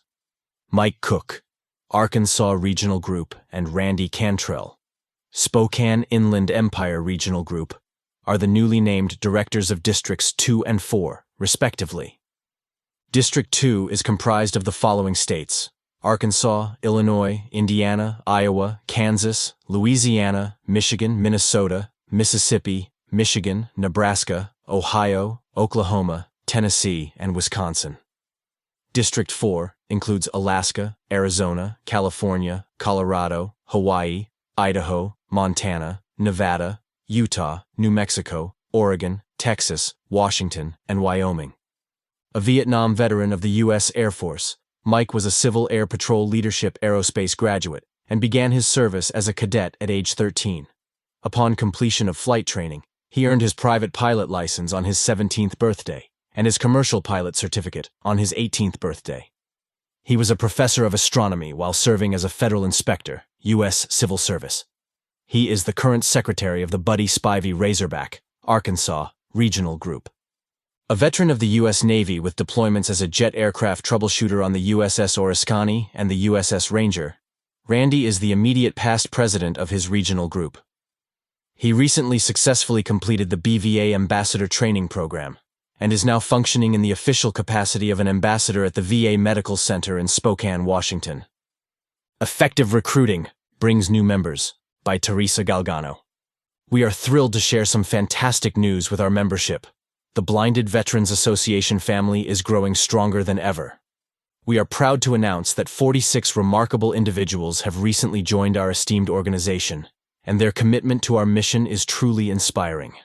We also thank our BVA ambassadors and other recruiters who are volunteering at VA facilities and spreading the word about the association. Our recruiters during the recent 2 months have included Tracy Farrow, Kevin Jackson, Donna Sue Sullivan, Michonne Harrison, Yonica Trent, Elizabeth Holmes, William Graves, Eduardo Miranda, Jeannie Murphy, Kenneth Asom, Keith Tackett, Vernon Humphrey, and Stephen Butler. Our new members come from diverse backgrounds and experiences, most of them serving during the Vietnam era. we are still signing up members who served during World War II. Incidentally, the membership fee for World War II veterans has been waived. The list of new members is available to our dedicated district directors, who play a vital role in connecting with and supporting our members in various regions across the country. At BVA, we take immense pride in the sense of camaraderie and support that our members offer one another. With these 46 recent additions, we are not only growing our numbers, but also expanding the network of support available to all our members. Together, we continue to champion the rights and well-being of blind and low-vision veterans, ensuring they receive the care and recognition they both deserve and have rightly earned. We extend our heartfelt gratitude to our new members for choosing to be part of the BVA family. Your presence strengthens our collective voice and empowers us to make a lasting impact on the lives of blinded veterans across the nation. As we welcome our new members with open arms, let us all continue to work together to honor the sacrifices of our blind and low-vision veterans. Let us make a meaningful difference in one another's lives. The future is bright for the Blinded Veterans Association, thanks to members like you who stand with us in our mission. Media spotlights BVA members. In Tennessee and Arizona, 2 BVA members recently captured the attention of their local television news media. The focus in both cases is their demonstrated persistence to lead active, productive lives despite losing their sight. Vietnam veteran Edward Collins, Tennessee Regional Group, was featured October 26th on WBIR-TV in Knoxville, Tennessee, in a segment entitled Service and Sacrifice, Blind but Ambitious.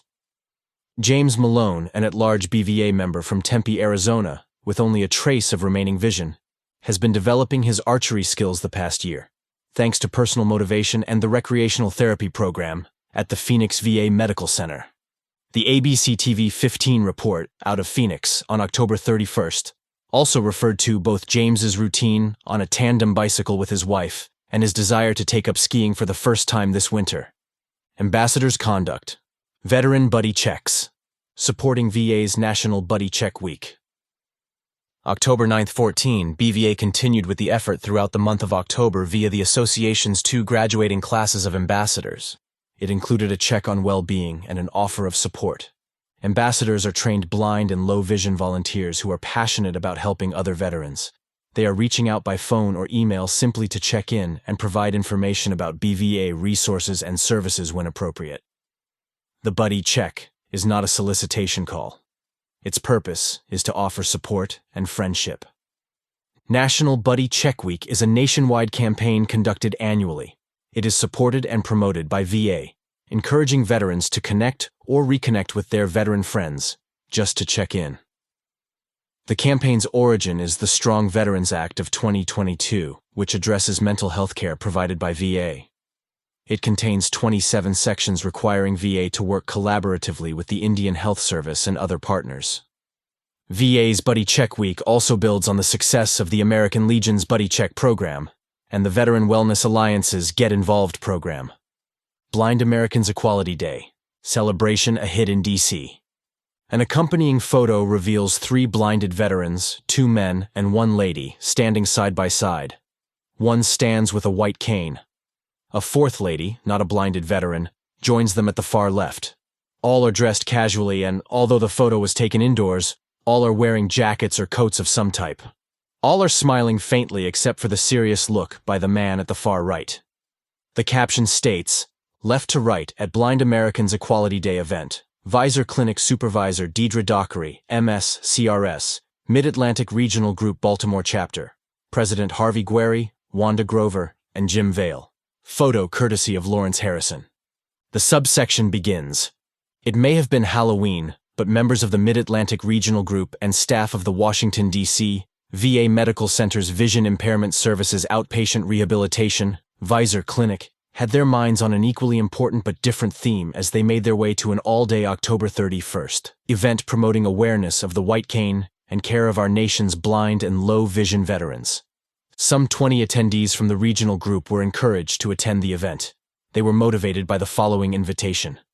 Join us in the journey toward a brighter future, where vision knows no bounds. Also collaborating with the Visor Clinic and the regional group were the Veterans Benefits Association, the Vision Center of Excellence, Suicide Prevention, and Chaplain Services. The event kicked off with a white cane walk at the medical center entrance. It also included the debut of a national VA video entitled Beyond the Uniform, featuring a local veteran from the National Capital Region, lunch, a presentation on compensation and pension, and an opportunity to meet for a benefits review with a Veterans Benefits Claim Officer. White cane noteworthiness, highlighted in Idaho, Georgia. Another photo, this one a small image, graces this subsection. Two gentlemen are seen seated at a table containing BVA brochures, giveaways, and other resources. A third gentleman is seen standing with a white cane to the far right. Immediately behind him is a small display that includes a U.S. flag. The accompanying caption reads, "Left to right at Boise, Idaho, VA Medical Center, Rick Griffin, Chuck Knapp, and Joe Bogart. Promote the importance of white cane safety awareness." Photo courtesy of Joe Bogart. The blurb starts as follows. In Idaho, 2 members of the Gem State Regional Group set up a display table on October 15th, Sunday, in the town of Emmett 30 miles northwest of Boise. Additionally, with the coordinating support and assistance of VIST coordinator Travis Wilson, the group landed the following day at the Boise VA Medical Center, where they interacted with passersby at a table containing information on White Cane Day, BVA, VA, BRS, and the 5 monthly support group meetings that the regional groups host in various locations in the Treasure Valley and Magic Valley of Idaho. Travis made a note of names of the persons who may be eligible for services due to their sight loss. On Sunday in the state of Georgia, BVA Augusta chapter members took part in a White Cane Day exhibit, with the target audience being those not familiar with blinded veterans or BVA. The exhibit was assembled at the Augusta Blind Rehabilitation Center. The facility promoted white cane awareness while at the same time providing information about available in-person and telehealth services, mobility and orientation, life skills, assistive technology, and much more. Also supporting the Augusta chapter booth were Walton Options International, National Federation of the Blind, American Council of the Blind, and the Department of Georgia Veterans of Foreign Wars District 7. BVA members. Join HQ staff. Still another photo accompanies this subsection. It shows a lady standing behind a long table containing convention name badges and a laptop computer. The lady is likely conversing with a gentleman using words, but also with a hand motion. The man is in the process of placing a badge around his neck in the photo. In the background are 2 large decorative paintings. The descriptive caption reads, "At 78th National Convention Registration Desk, newly appointed Director of Member Relations Teresa Galgano assists Randy Taller, Heartland Regional Group, with convention name badge." The accompanying short news clip goes as follows. Blinded U.S. Army veterans and BVA members Teresa Galgano and Scott Quinlan have been appointed to new positions of responsibility with BVA National Headquarters, Executive Director Donald D. Overton, Jr. announced back in July. Teresa assumes the role of BVA Director of Member Relations, while Scott serves with the association's Veterans Service Program as a National Service Officer. A resident of Fort Myers, Florida, Teresa began working for BVA this past March as a strategic advisor, focusing on program development and social media. She is a former high school junior Army ROTC instructor and program director. She was also a professor of military science during her Army service.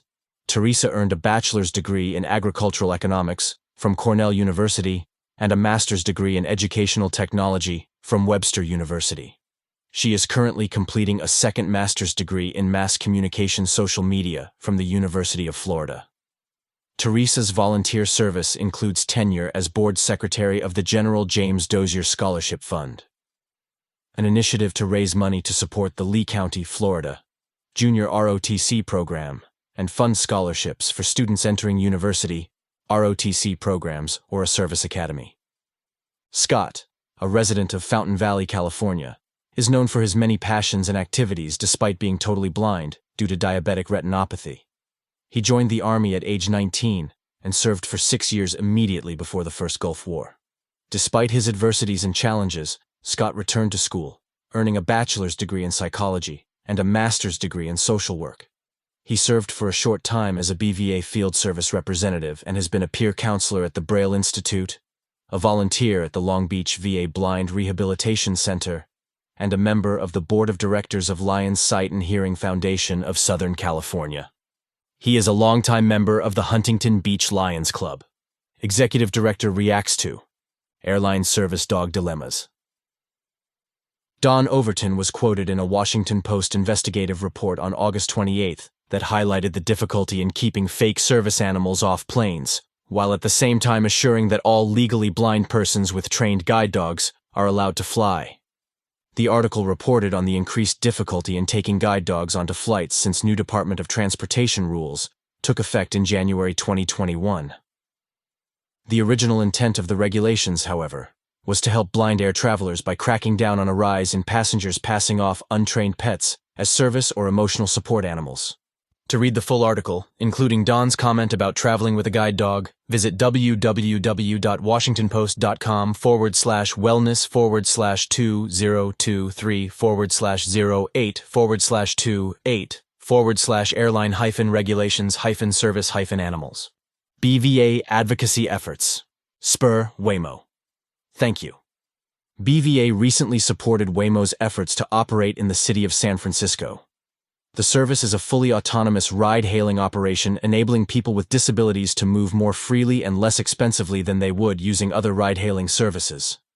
The vehicles are fully capable of self-driving without a driver present, and have, up until now, logged more than 1 million miles without a single accident-related death, injury, or at-fault accident.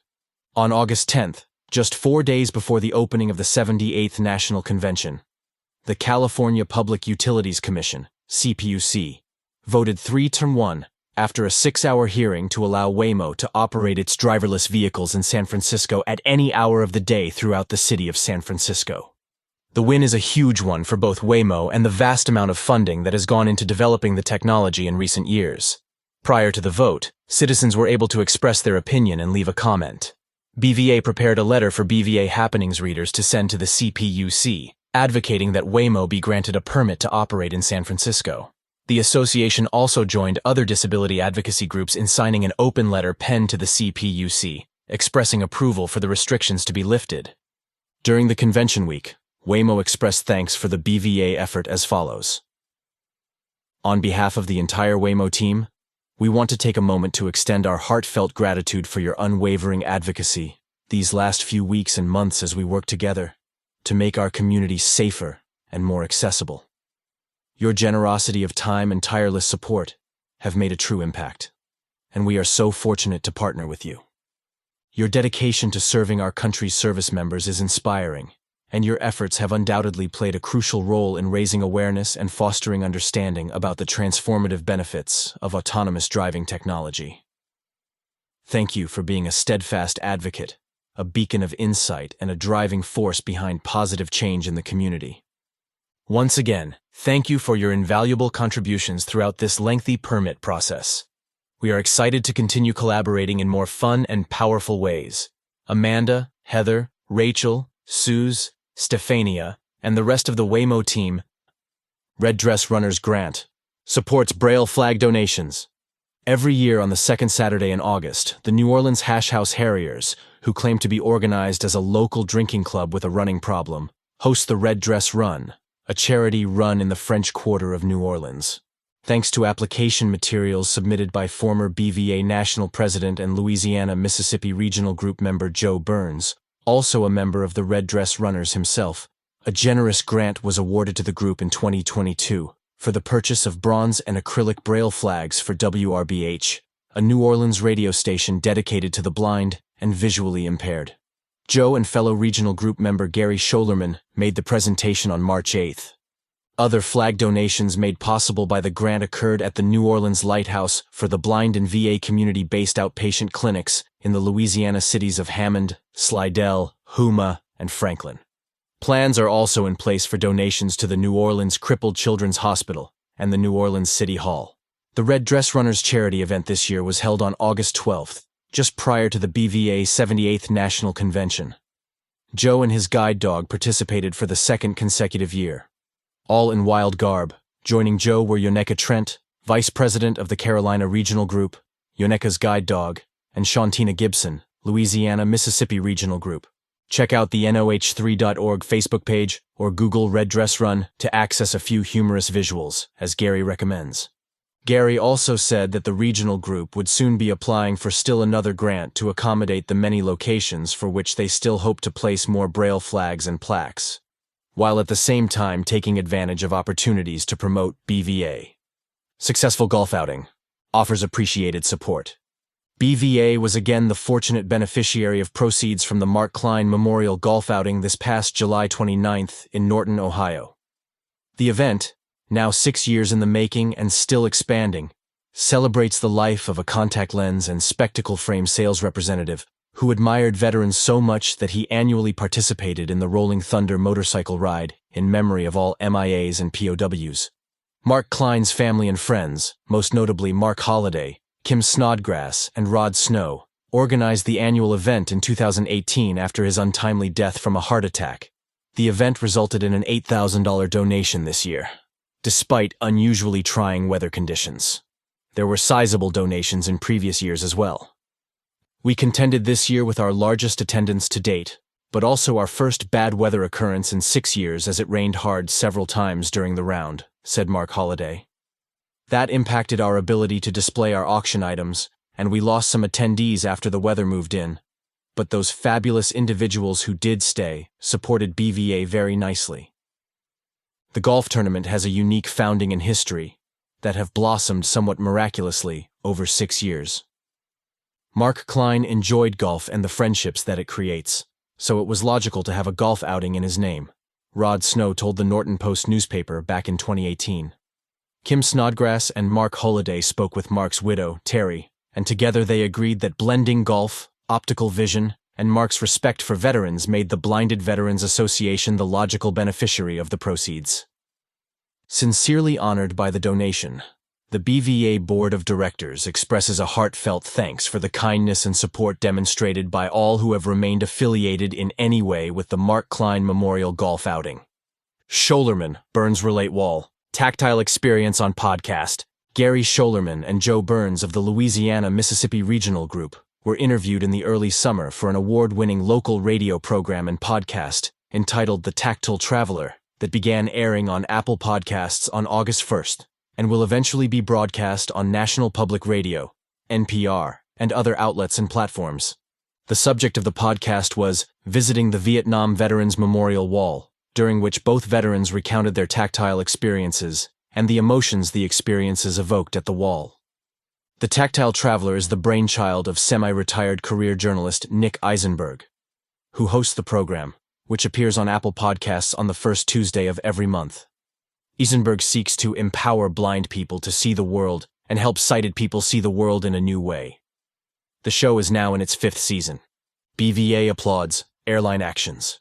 United Airlines recently began rolling out Braille placards for both seat numbers and lavatories on their aircraft.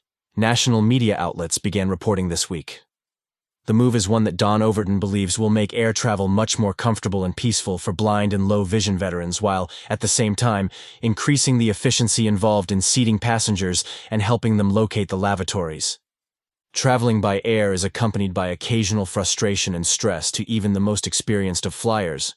But the lack of information and assistance for a person with sight loss can turn into a real ordeal, said Don.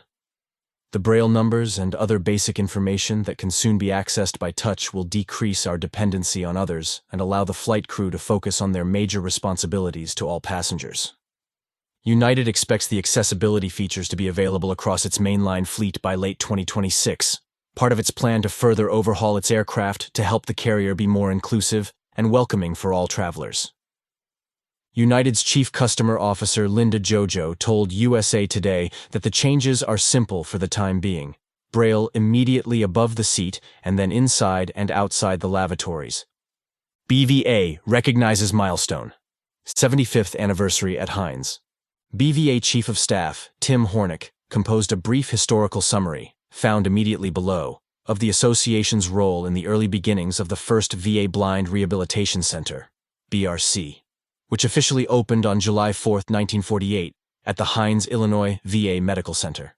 The center held an open house and reception on July 20th, commemorating the significance of 75 years of service to blinded veterans at the facility. Director of District 2 at the time, Brian Harris, and Illinois Regional Group President Anthony Woodson represented BVA at the event. One of BVA's earliest priorities was to advocate for a BRC. At the time, World War II combat blinded veterans sensed the importance and value of the programs at Valley Forge and Avon Old Farms. However, with the end of the war, BVA recognized that a more comprehensive system of care needed to be established within the newly formed Veterans Administration. Otherwise, blinded veterans who wanted to learn how to live with their sight loss would be limited to the fragmented systems of state and nonprofit services for the blind. In 1947, BVA adopted resolutions calling for the establishment of a BRC. The organization worked closely with VA to make this a reality. The Central Blind Rehabilitation Center, as it later became officially known, was a groundbreaking facility. It offered a wide range of services, including orientation and mobility training, communication skills training, activities of daily living training, and vocational rehabilitation. The center also provided counseling and support services to help blinded veterans adjust to their new reality. Linking these modalities together, the congregate setting encouraged veterans to process the lessons learned together through peer support. This first BRC was an immediate success, and it helped to pave the way for the development of others across the country. BVA has continued to play a leading role in the evolution of VA blind rehabilitation services that go far beyond the inpatient centers.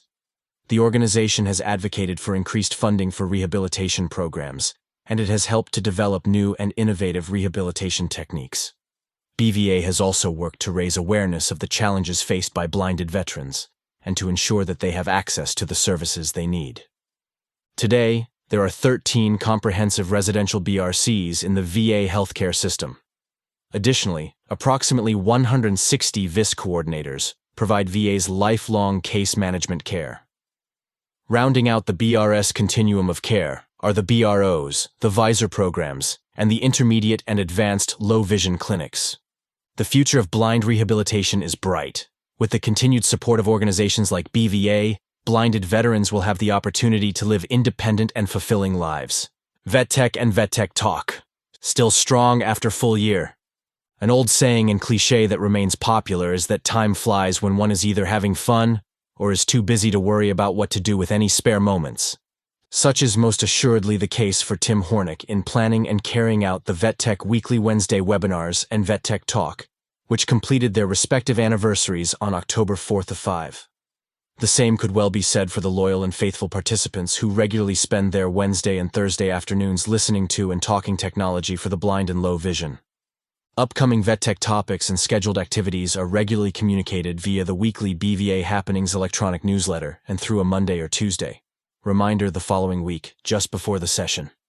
Recent VetTech topics include the National Library Service Talking Books program, exciting updates to Orcam products, the Be My Eyes mobile application, iOS 17.1, and recent innovations to JAWS Fusion and ZoomText 2024. Atlanta BVA Chapter, both active and giving. An accompanying image is an outdoor photo capturing two gentlemen standing side by side. The two are wearing matching t-shirts and other athletic attire, while holding in front of them, with both hands, a set of additional matching t-shirts. The two are also holding in at least a portion of their outside hands, a souvenir bag of some type. A large group of individuals, dressed similarly to the subjects of the photo, are scattered throughout the background, both immediate and distant. The caption says, Wayne Lawson, left, and William Jackson, following last summer's 10K Peachtree Road Race in Atlanta. The account of the event reads as follows. Members of the Atlanta chapter of the BVA Georgia Regional Group proactively serve others, rather than wait for others to help them, continually extending themselves to remain active in their urban community. Back on June 24th, the chapter completed its spring sock drive for the Atlanta Center for Self-Sufficiency, ACSS, which serves homeless veterans and those at risk for homelessness as one of its most important functions. Bravid Harris, the center's veteran outreach specialist, was on hand to receive the donation of 297 pairs for the veterans ACSS serves. It was the second project on which the Atlanta chapter had partnered with ACSS. On Independence Day, Chapter Secretary William Jackson and Wayne Lawson put their preparation and conditioning to the test by completing the Atlanta Journal-Constitution 10K Peachtree Road Race. Accompanied by guide Doug Smith, USF, Reti Rux, and Naima Lawson, Wayne's daughter, the duo completed the race in just under 2 hours. There are many things blinded veterans may not be able to do, but we can all maximize what we can still do, and walking is something Wayne and I can still do, said William following the event. The two plan to make participation an annual event and invite all Georgia Regional Group members, families, and friends to join them. On October 28th, the chapter closed its fall blanket drive. Victoria Hilliard and Bravid Harris of the ACSS Veteran Outreach Team accepted the 94 blankets, 28 coats, and 10 pairs of socks collected during the drive. We want to give a special thanks to the chapter's family members and friends who assisted us in this endeavor, said William. Their support made all the difference. Milestone birthdays. For BVA centenarians, BVA National Headquarters joins the Illinois Regional Group in sending congratulations and best wishes to Navy veteran Eugene J. Baltes of River Forest, Illinois, on still another milestone birthday earlier in the fall. The regional group expresses gratitude for his service, longevity, and desire to affiliate with BVA. Gene was born on October 29, 1914, making this recent birthday his 109th. Although not surprising, it is still noteworthy that Gene is the oldest BVA member, not only currently, but the oldest member ever, in BVA's almost 79-year history. Gene began his military career in November 1941, just weeks before the Japanese attack on Pearl Harbor. Following his discharge, he worked 18 years for the U.S. Postal Service. His years in retirement have been spent traveling, playing golf, and supporting his church. Gene repeats his advice frequently for a long and healthy life, which is to never smoke and never drink. No less remarkable is that Louisiana-Mississippi Regional Group member Earl Forstall, born in 1919, turned 104 years old on September 23rd. The regional group maintains contact with Earl and reported his birthday in its recent monthly newsletter. MIMS presents Braille Flag during Iowa Multipurpose Visit. On October 13th, Paul Mims presented a Braille flag at the Iowa City VA Medical Center, just 37 miles northeast of where he attended Washington High School in Iowa as a freshman, before his family moved to Kansas City, Missouri. Paul's trip to the Hawkeye State last month also included attendance at the 60th high school reunion of what was then the freshman class at the school. A brief sketch of Paul's life, his work with veterans, his recent election as BVA national president, and his Iowa visit are featured in an October 11th article by Cheryl Allen in the Washington County News, a local newspaper of his childhood hometown. Auxiliaries View by Robert Murphy. Greetings from beautiful Kansas. We recently returned from the BVA 78th National Convention in St. Louis. It was a wonderful week filled with information and camaraderie. Although I have been to only 2 previous conventions, the turnout and support for the BVA Auxiliary, BVAA, was the largest I had seen yet. The newly elected BVAA Board of Directors is up and running, looking forward to a great year ahead. Consistent with a custom of the recent past, the officers and their hometowns are listed on the inside back cover of each print version of the Bulletin and at the beginning of the audio recordings and email versions. Future Auxiliaries View columns will most often come from Hertis Lilly. Additionally, we now have an appointed chaplain who is not listed with the other elected offices, Roxy Williams of Las Vegas, Nevada. Since this year finds us in a rebuilding phase, we found it imperative to leave the convention with at least the bylaws committee and the membership committee in place. We thank them, and many more for their willingness to serve. Our initial goals are to get organized, compliant, and consistent in our communications with one another. Look for Zoom meetings soon for the purpose of getting acquainted with members from around the country. We are also planning on hand-picked special guests to inform and encourage us as caregivers. Let us reflect on our BVAA mission as stated in the preamble to our bylaws, last updated in 2006 and approved as an official document by then BVA National President Larry Belote and Executive Director Tom Miller.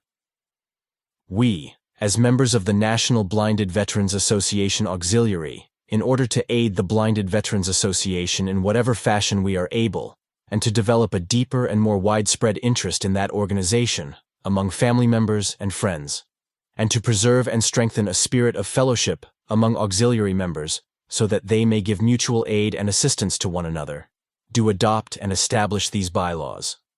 During this period of transition for us, a brief history lesson is also in order. At a meeting at BVA National Headquarters in Washington, D.C., on November 19, 1976, the BVA Executive Committee, acting on behalf of the National Board of Directors, sanctioned the beginning of the organizational process for a BVA auxiliary. The meeting followed a discussion at the 31st National Convention in Philadelphia, 3 months earlier, in which BVA members and their spouses strongly supported a national auxiliary and auxiliary regional groups that would support each BVA regional group. Leading the effort with the greatest enthusiasm was Renee Feldman, wife of blinded veteran Leon Feldman. Renee served as BVAA's first national president and the person for whom the auxiliary scholarship would later be named. BVAA received its first charter in early 1977 and, under Renee's direction, held a full scale of popular meetings at the BVA 32nd National Convention in Washington, D.C. Veteran Service Program Update by Duane Driscoll. Duane's update includes his thumbnail photo used and described in previous issues of the Bulletin. The image reveals Duane wearing the customary dark long-sleeved shirt with the BVA name and logo above the left pocket. The coarse brick background is visible immediately behind him. His pose in the photo is a totally serious one. The text of the write-up reads as follows. The Veteran Service Program, VSP, represents veterans of each era with every imaginable illness and injury, many related to service and going well beyond vision loss. Blinded veterans have endured injuries related to severe conditions and disease related to environmental exposures, including every kind of presumptive. While we specialize in claims related to visual impairment, the VSP provides well-rounded representation in all areas of VA compensation and pension benefits. Some blinded veterans have also suffered military sexual trauma, MST, in service, causing post-traumatic stress disorder, PTSD. A successful claim of entitlement to service connection for PTSD consists of 3 elements. First, the claimant must present a clear, clinical, and current diagnosis. This means they must seek treatment, which can be inside or outside of VA. No diagnosis means no disability and nothing to claim. If the diagnosis is something other than PTSD, or if the PTSD was treated in service, the theory of entitlement would then change from what is outlined here. Secondly, the diagnosis must be linked to a stressor suffered on active duty. In other words, the incident in service caused the current condition and not something else. Most often, this comes from the VA Compensation and Pension Examiner. Finally, the stressor must be verified. For combat veterans, the stressor is conceded when the DD2R shows an award denoting combat, such as Purple Heart. Some years ago, the standards were relaxed to allow the examiner to link the diagnosis to a general fear of enemy action, rather than a specific stressor. And in those cases, the stressor is also conceded. However, many MST-related claims of entitlement to service connection for PTSD get denied because the stressor cannot be verified. Often, the victim was so embarrassed about being sexually assaulted that it went unreported, especially for victims of a male-on-male assault. Or perhaps the victim's complaints were covered up and never recorded. Maybe the old paper file got lost or pertinent documents were never added to the file. The regional office must deny the claim when there is a lack of supporting evidence. There is still hope. Sometimes we can scrutinize from the service personnel records that something happened. When a service member has 4.0 evals and then suddenly drops into the unsatisfactory range, that's a sign. Going AWOL after getting a good conduct medal could mean something. All these little things add up and can point to something unseen. Often, we know these claims will be denied when we file them, and this is a rare exception to our practice of only filing claims when there is supporting evidence. We will try to resolve the claim locally, and failing that, appeal to the Board of Veterans' Appeals, where the claimant can offer sworn testimony, which becomes evidence sufficient to place the claim in a relative equipoise status. This means the evidence is equally for and against, which goes in the claimant's favor. Chaplain's Corner, by Kenneth Harvey. A thumbnail image of Chaplain Harvey is located at the beginning of this issue's Chaplain's Corner. It is a head and shoulders picture of a serious pose. Other features of the photo include his formal business or church attire consisting of a white shirt with a dark tie and a dark suit coat. He is wearing eyeglasses that are clear rather than dark. The content begins, "For just a moment." Our Creator asks for our spirit for just a moment. That moment may be when one appears to be broken and life is challenging. It can be a moment when family, extended family, and friends share their woes. Life is filled with unexpected mischief, and it is then that we need the guidance of our Creator. For just a moment. The gist of my comments here is to remind us that alignment requires constant self-inventory. For just a moment, there is an opportunity for the Blinded Veterans Association's leadership and its members to blend, bend, and not worry whether our gift is sacred. Follow the footprints in the sand, for just a moment. The BVA National Chaplain, Multi-Faith Group Chair, out of observations at the 78th National Convention, suggests a hope for new membership growth and new interaction, while navigating change. Spiritual outreach to our BVA members through this new multi-faith group is Cupid's arrow, penetrating our hearts. For just a moment, I met at the convention 2 BVA members enlightened by purpose. A member shared with me her desire to do more for our organization while, for just a moment, explaining the need to be seen.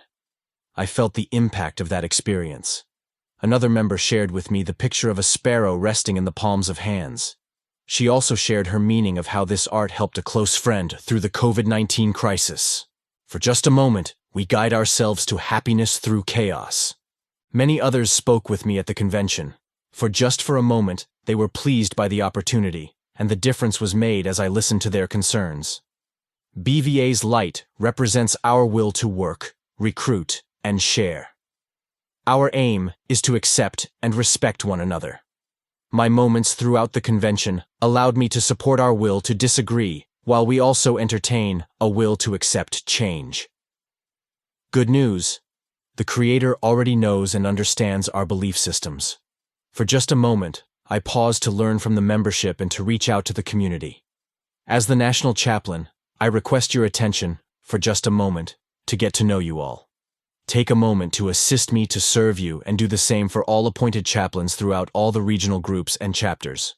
We are disabled veterans, challenged additionally by our knowledge that active forces around the globe threaten us. Many of us are challenged also to maintain our rights to be part of a free society.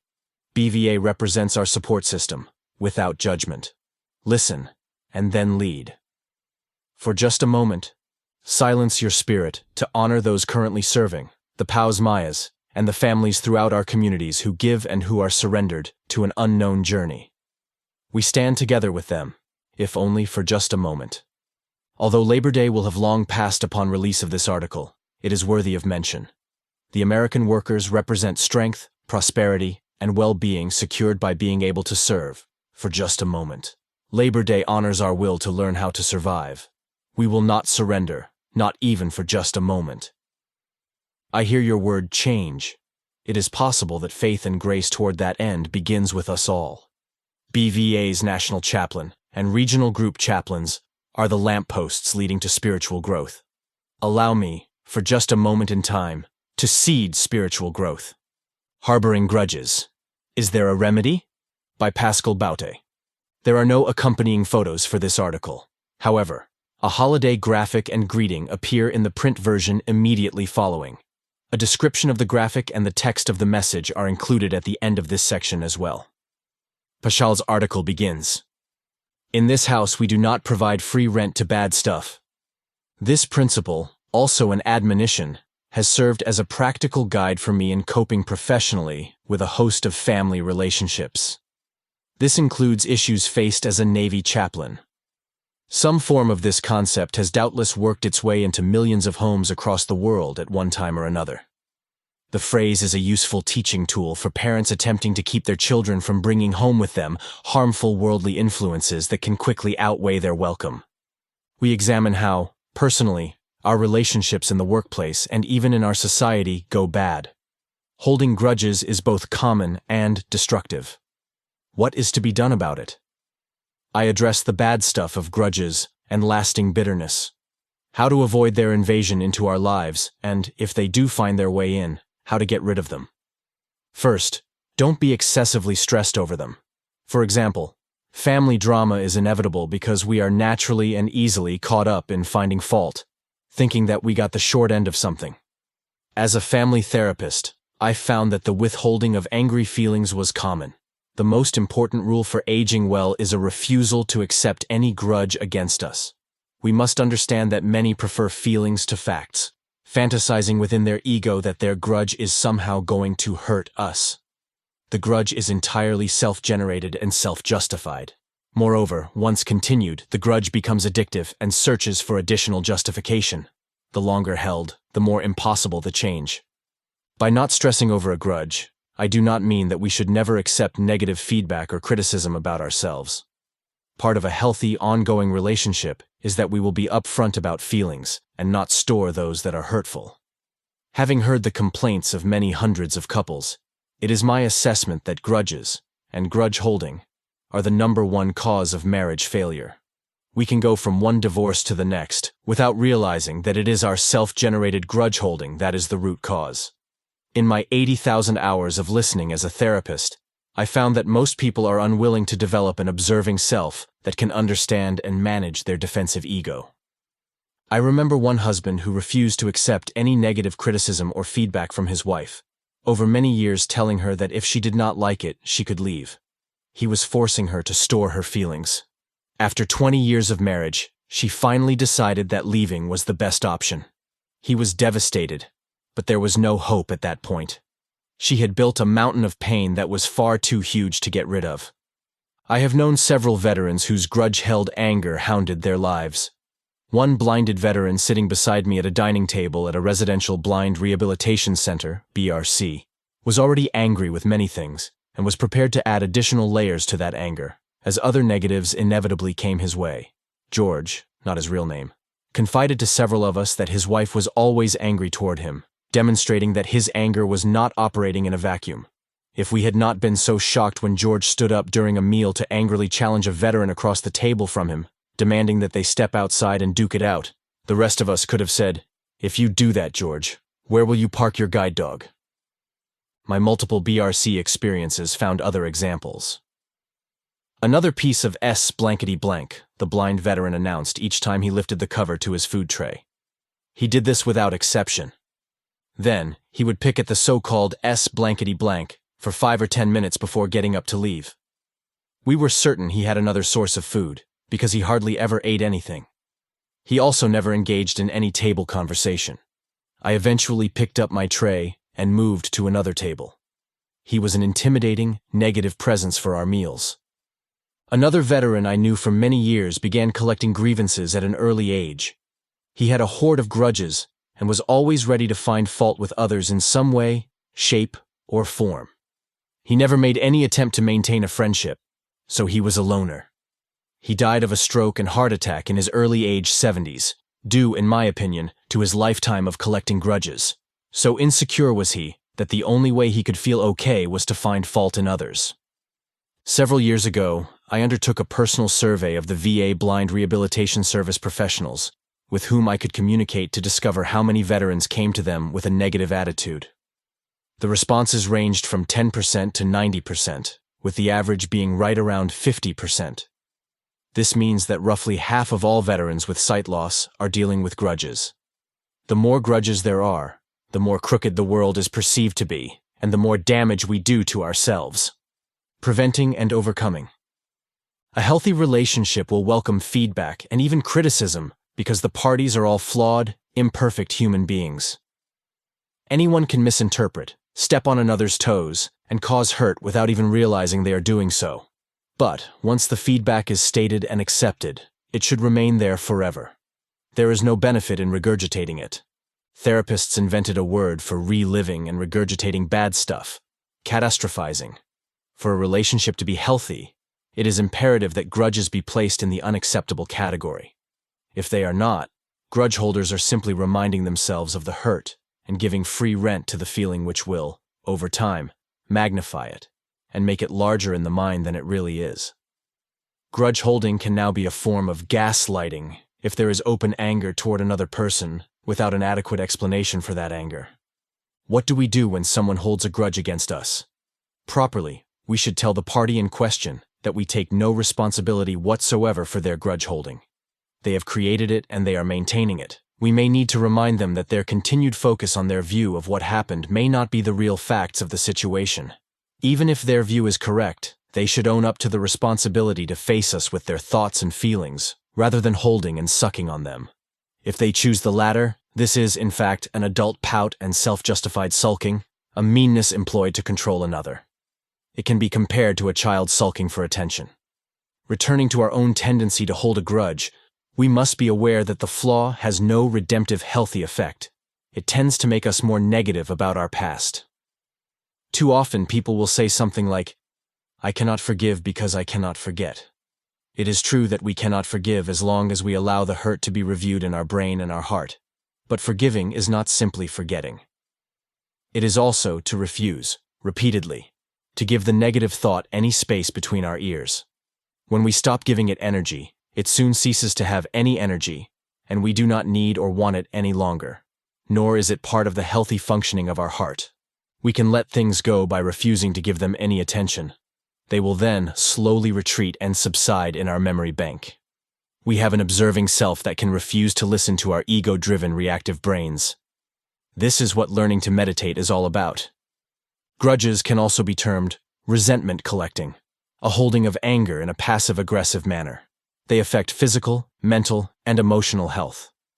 Research has shown that those who engage in holding grudges are habitually cutting off years of their own lives and perhaps those of others, as they also can backstab, enabling a climate of mistrust and hatefulness. Personal observations: where we are headed. For me, at age 94, fortunately married nearly 55 years and blessed with children, grandchildren, and great-grandchildren, I take no responsibility for anyone's grudges. Admittedly, I was not a perfect parent. No parents are perfect, but, like so many others, I did the best I could at the time. Therefore, this emotional past is behind and even dead to me. I have no regrets because I did the best I could at the time. The rest is forever gone by free and unbounded grace. If we are deeply wounded, profoundly hurt, or even traumatized by family relationships or experiences with romantic love or faith relationships, mindful prayer and thoughtful consideration in that case need to be undertaken for ourselves, not for the sake of the other person. What then is my takeaway from 50 years of listening to personal problems tied to grudges? My answer is that grudge holding is natural, universal, inevitable, and now very pertinent to our national situation. There is massive grudge holding, with feelings being preferred over alternative facts by many millions of Americans who seek conspiracies to justify the grudge holding. Each year brings record-breaking totals of teenagers engaging in violence and committing suicide despite increases in mental health help. We are a nation in crisis. Grudge holding so greatly energizes mistrust, fear, hate, and violence. Can we not recognize this and do something more about it? Blind, no pun intended, grudge holding, for me, is the primary source of our distrustful climate.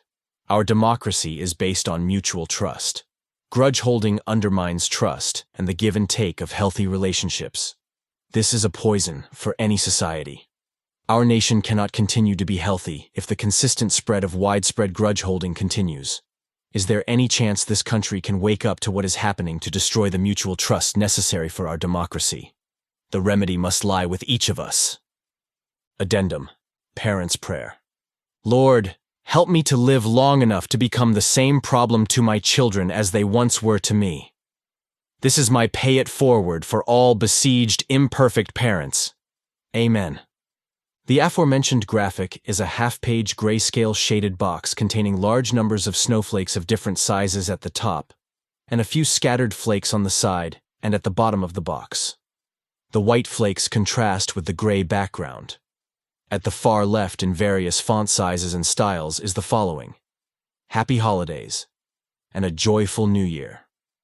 Further to the right, still within the box, is the following longer message, all in one size and all italicized.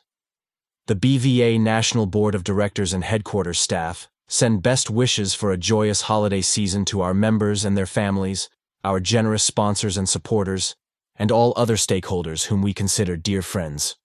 Of note, Netflix limited series now available for viewing. All the Light We Cannot See, an American drama limited series developed for Netflix, was released on November 2nd. The 4-part series, based on Anthony Doerr's Pulitzer Prize-winning, bestseller novel that carries the same name, follows the stories of two teenagers, a blind French girl named Marie-Laure and a German soldier named Werner, whose paths cross in enemy-occupied France during World War II. The story behind All the Light We Cannot See has the blind Marie-Laure Leblanc, actress Aria Mia Loberti, taking refuge with her father and reclusive uncle in Saint-Malo, France, and Werner, actor Louis Hoffmann, a brilliant teenager with an expertise in radio who is enlisted by Hitler's regime. The two teens together share a secret connection that will become a beacon of light that leads them through the horrors of World War II. For more information about the series or to join Netflix to view All the Light We Cannot See, visit www.netflix.com/title/81083008. Uber's service animal and assistive device policy. State and federal laws generally restrict transportation providers such as taxicabs and Uber drivers from denying service to riders because of their service animals. In the case of Uber, the company's service animal and assistive device policy goes a step further, stating that riders with service animals are not required to pay cleaning fees for hair or shedding during the trip. A veteran attendee at a recent BVA Dog Handlers Group meeting recounted to the group a personal experience in which this aspect of the policy was violated by his driver, prompting a request by the committee to post the full text of the policy on the BVA website. Read the document at bva.org/WP- content/Ubers/2023/074/Ubers-service-animal-assistive-device-policy.pdf. Update contact info via BVA website. BVA National Headquarters receives a substantial amount of return mail from the U.S. Postal Service, primarily from mailings of the print version of the quarterly bulletin. The database also contains outdated telephone numbers that are often difficult to correct. BVA members can now update their address and other contact information via bva.org. The process is a simple one, accomplished on a web page containing fillable fields in which the updated information can be typed. Format preferences for the bulletin can also be updated on the same page, with an opportunity to check any or all preferred options. Go directly to the page to make updates. Visit bva.org/membership/update-member-record. BVA members can also call the Public Relations team at 202-371-8880 extension 316, or send a simple email message to info@bva.org, indicating their preference for an email version, Word and/or PDF, a print copy, or both. In remembrance. The Blinded Veterans Association deeply regrets the passing of the following veterans. From the Arkansas Regional Group, Alan Brayboy, Carol Henbest, Eddie Jackson, Cape Cod and the Islands Regional Group, Lois Langens, Carolina Regional Group, Robert Bridges, Charlie Davis, Charles Register, Regional Group, Charles Strauss, Connecticut Regional Group, Robert Harriman, Florida Regional Group, Herbert Gray, Harry Martin, Franz Staugler, Gem State Regional Group, Robert Brodesser, Douglas Owsley, Heartland Regional Group, Lowell Dodd, Jeff Thompson, Indiana Regional Group, Jack Caudill, Edwin Krull, Jerry Morrison, Louisiana, Mississippi Regional Group, Jack LeBlanc, James Rogers, Mid-Atlantic Regional Group, Carl Dorrance, Midwest North Regional Group, Henry Abey, New Hampshire, Regional Group, Walter Paquette, New Jersey Regional Group, Andrew Barna, Clarence Jones, New Mexico Regional Group, Linda Galindo, Ohio Regional Group, Richard Lee Byrd, James Browning,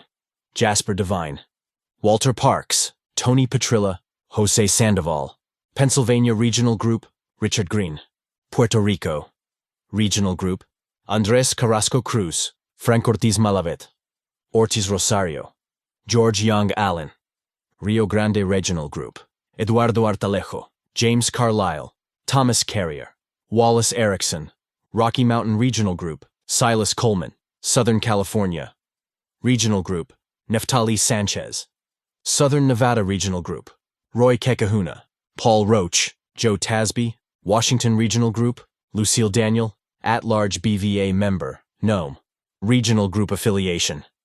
David Potter from Fresno, California. Final thought. As is always the case, the post-convention 2023 bulletin comes to a close, with a finale color photo and a brief thought. The photo is an angle shot of a gentleman standing to the right of a lady, who is helping him with a task related to the screen on his mobile phone. Both are looking downward at his device.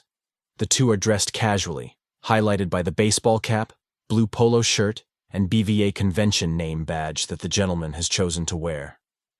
In the immediate background and to their left is an informational foam board situated on a full-length easel that contains the term "way around" as one word. A company logo graphic is seen to the left of the word. Behind the foam board and to its left are a long series of tall windows. The final thought reads thus: navigating a hotel like the Marriott St. Louis Grand, with its hundreds of guest rooms, along with meeting rooms numbering more than a dozen occupying an entire city block, is an inconvenience for the perfectly sighted. For the blind and low vision without a constant sighted guide, the task can seem near impossible. Way around to the rescue. Convention attendees such as Larry Harper of the Louisiana-Mississippi Regional Group is pictured here with Jessica Hipp, Way Around's Chief Operating Officer. Jessica helped Larry download an application to his mobile device that could guide him to nearly every BVA 78th National Convention event within the hotel. A silver sponsor at the convention, Way Around hosted and made a presentation at the Tuesday Lunch and Learn. Jessica and her colleagues also greeted a large cadre of interested visitors who stopped for an explanation of wayfinding technology at booth 305 of the exhibit hall. And this concludes the audio version of the post-convention 2023 BVA Bulletin.